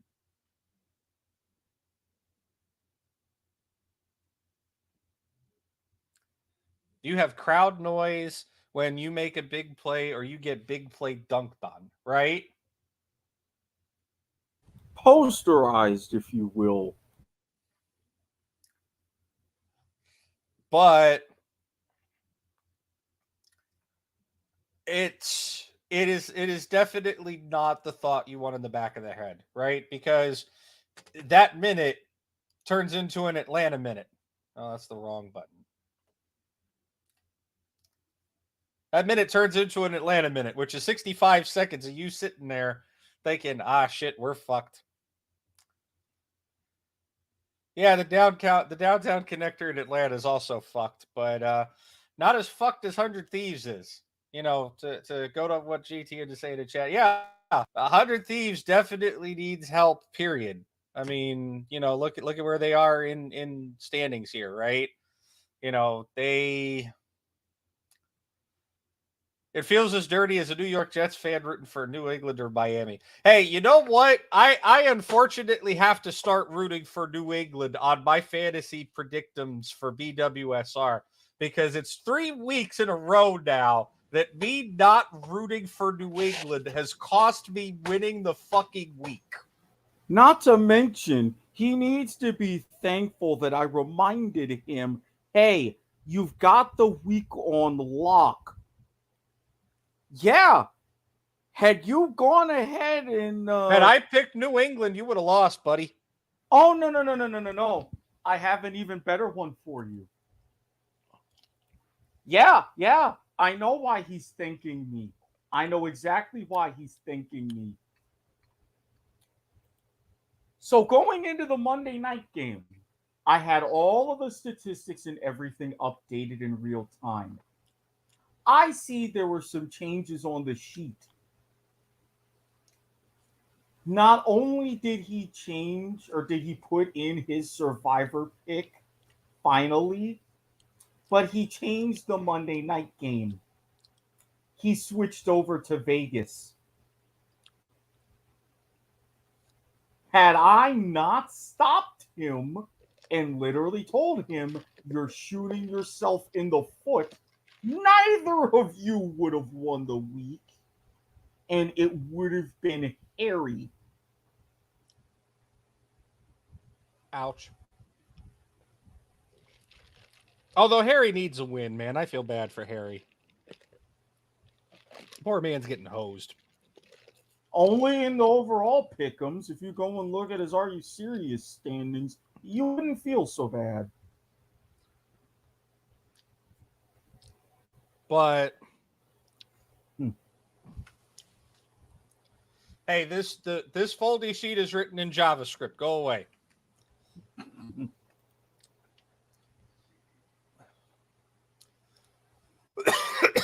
But I think, like you said, the coaches need to sit down, right? If I'm a coach and I'm at Worlds right now, you know what I'm using this foldy sheet for? Who do I need to focus on looking at film at? Mm-hmm. What scenario do I have the best chance, if that's the only fucking game I win, that I can still get out? Because, like, look at 100 Thieves. There is a possibility, right, that they only lose to RNG and they can still get out on a tiebreaker. Yeah, it requires Gen G choking the fucking, choking the chicken worse than, well, I can't go there. This ain't point of viewer. You are so lucky I don't have the phrasing clip. Wait a minute. Since you've got this full screen. Hey, phrase it!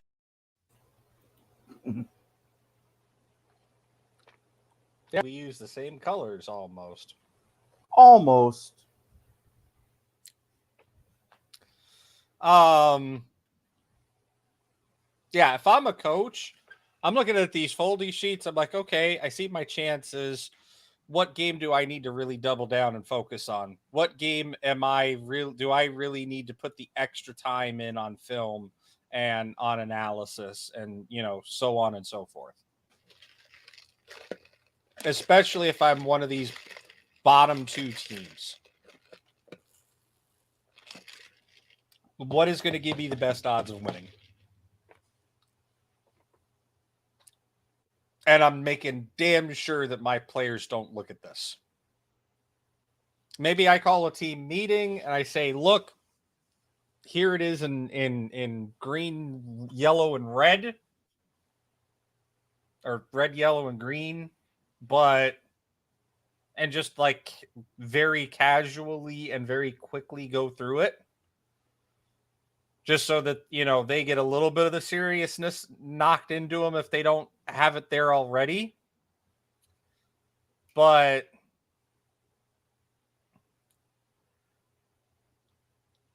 this is part of the game, especially this portion of the tournament, right? That getting in the head of, okay, we're not doing so hot.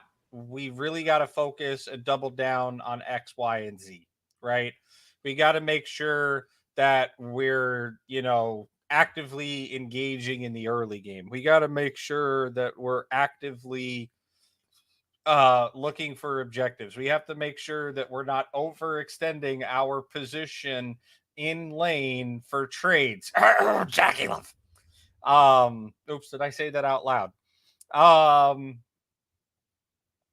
Things like that. Like, this is, if you're a player and if you're a team right now in this off time, especially if you're like, group D and you're 100 Thieves, you are looking at your fundamentals, right? You are, brushing up on your fundamentals. You're looking at your analysis. you're saying, okay, what did I call right? What did I call wrong? Right? And for what you called wrong, why did I think this was a good idea and what actually happened so that I can counter this correctly if I see it again. The meta that we have in this world, there is no meta, right?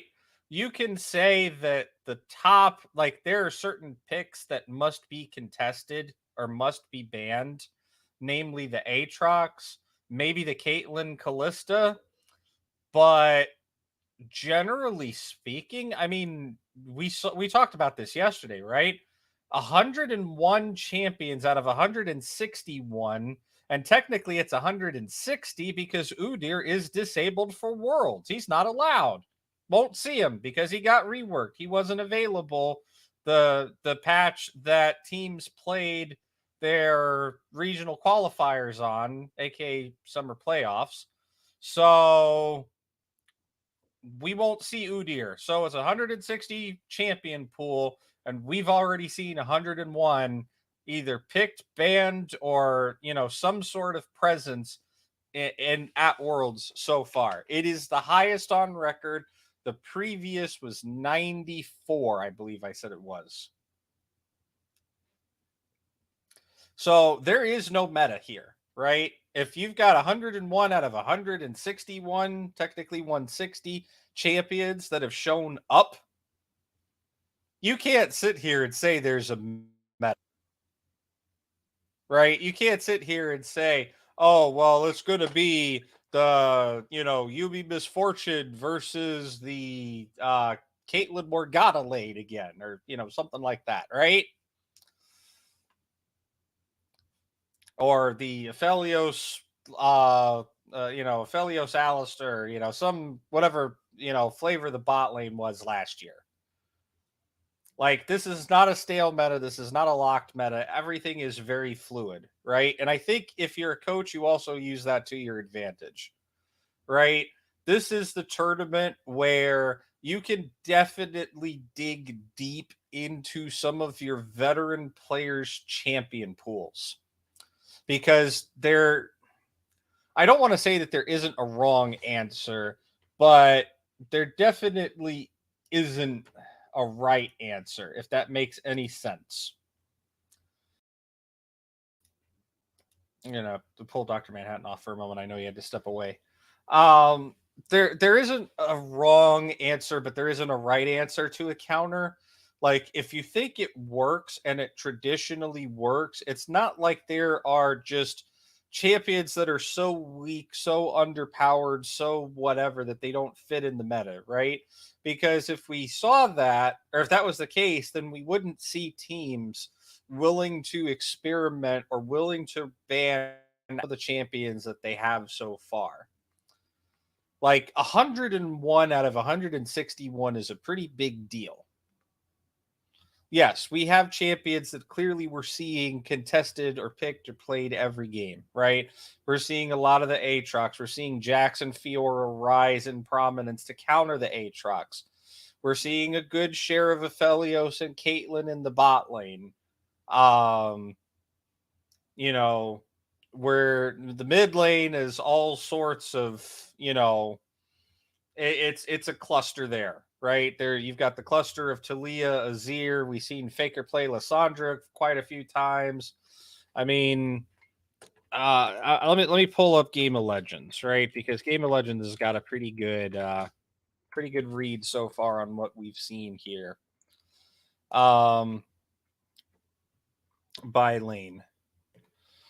So this is pretty even, and I've never really seen it this even, right? Top lane, 7 games Orange, 7 games Aatrox, 7 games Jack, 6 games Fiora, right? We got a spattering of here and there's moving further down that list of champions in the top lane. Really, I think the only lane where we're seeing dominance from a pick is mid lane, right? In mid lane, we've had 15 Azir games on the main stage so far, followed up 7 Victor, 5 Akali, 5 Silas, 5 Talia, right? You go and look at the play-in stats. and you look at mid lane, Silas 17, Azir 11, Victor 10, Talia 9, Akali 9, LeBlanc 8. In the bot side, right? In play-ins, we had 17 Misfortune, 12 Aphelios. Here on the main stage so far, let me pull that back up, right? In the bot side, we've got 10 Aphelios, 5 Kaisa, 5 Varus, 5 Callista, 4 Misfortune. I mean, it's... You look at those numbers, I think really the only number that you kind of want to get concerned about is Azir in the mid lane. He's got... And Dr. Manhattan, you are off screen and muted if you're back. I've been back. I unmuted myself. I just stayed off screen. I think the only number that really jumps out at me there, honestly, is that Azir pick, right? I think that's probably the only true lock-in meta pick right now when you compare it to the numbers of every other lane played. But I mean, let's look at jungle, right? 9 Graves games, 8 Poppy games, 7 Viego games, 6 Lee Sin games so far on the main stage. If you add in the play-ins numbers onto this, right? Let's look at play-in numbers for jungle real quick. 18 Maokai, 15 Sejuani, 14 Hecarim. Right? Like, we're not... There is no must-pick champion for each lane. This is the kind of meta where if you see something and you think you have a pick in your back pocket, you could comfortably pick it up, right? This isn't, way back in the day where, you get the mirror matchup, you get the mirror Zed matchup where, Faker is outshining on Ryu, and you get that, infamous, hey, look at the Kleds, look at the moves, Faker, what was that, right? This isn't the kind of meta for that. There is no, must-pick champion. There is no something that is so OP that you are doing your team a disservice by not picking it.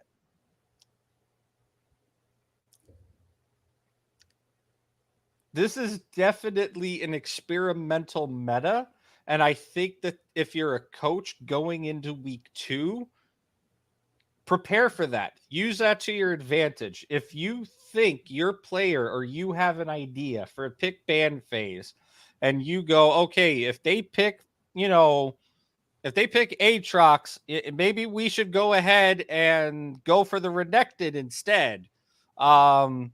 Or, hey, they went with Gnar. Let's try a Gangplank here, right? I mean, we saw somebody play Garen top. We had a Teemo top.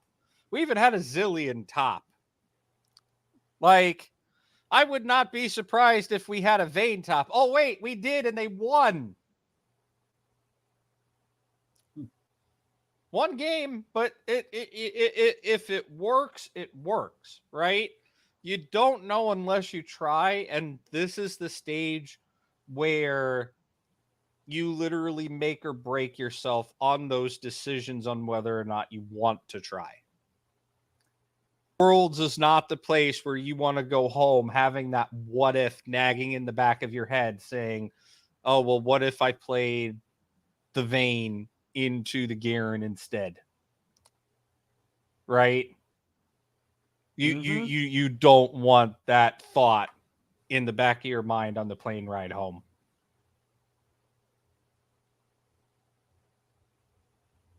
And I think, like I said, this is the perfect meta for that because there is no meta. I told you that with a lot of these games, and this being NA and everything else, things get decided quick. It would be a push for things to be decided quick. Don't attempt to go for the drawn out, 50 minutes, an hour power 72 minutes to dream. No. I mean, granted, don't go ahead and go like we saw wrapping up week 1 and hey, I'm going to draft for the early game and that's about it. No.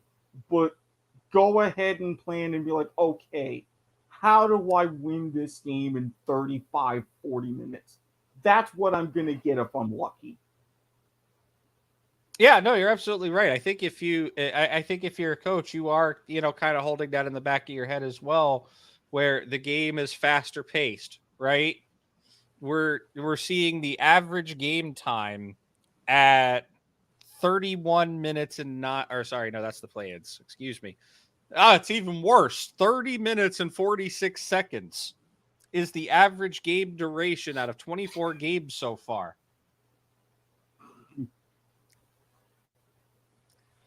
The longest game is 39 minutes and 20 seconds. It was Gen G versus CFO. I'm sorry, yet you shat on my crystal ball pick of 44-59 or less. Look, I'm used to Worlds. I'm used to these Eastern teams dragging out games. I'm sorry. We don't play that shit here in NA.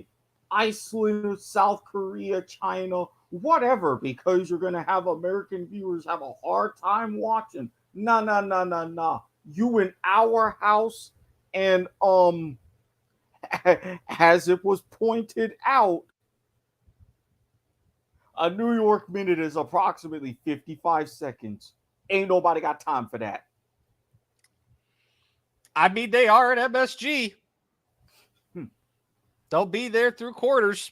Besides, if they wanted to see long, drawn-out games in inevitable misery, they'd stay and watch the Knicks. Stop! He's already dead. That felt a pro. That comment. Yeah.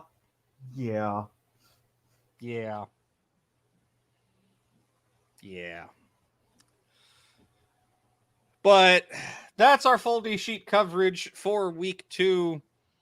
I think if I'm going to end this on anything, I think we're in for a very exciting week 2 here. Group A, let the keck flow, let the chaos happen, just embrace the chaos, embrace the suck, because it's going to happen. In groups B, C, and D, only you can prevent chaos from happening.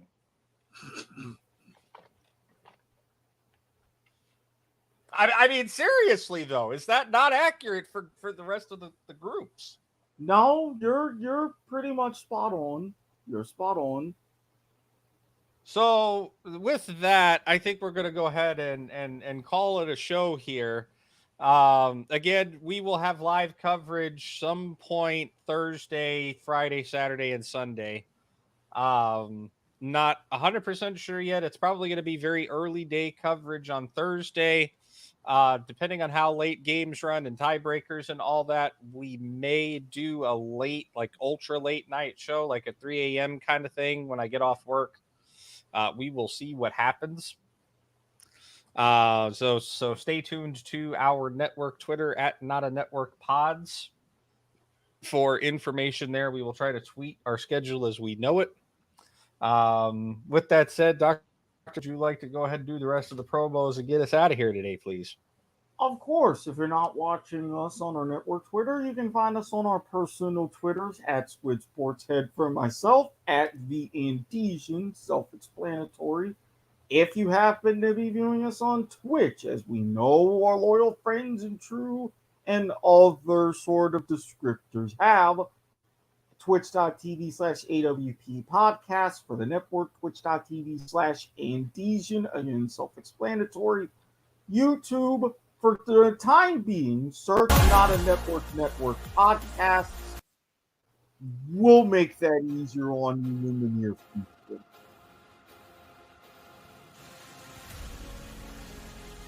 Oh, that's it. That's the show. You've been watching Parallel Convergence, Connect the Dots episode this week.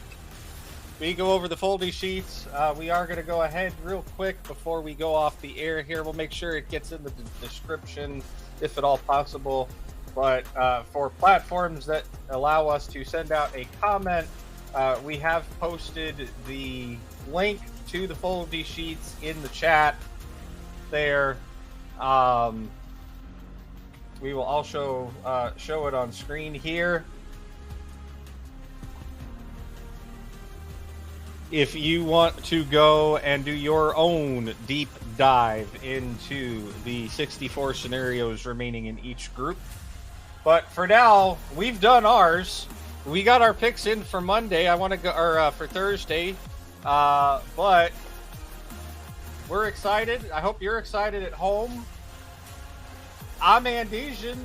That's Dr. Manhattan. Thanks for tuning in. We'll see you Thursday.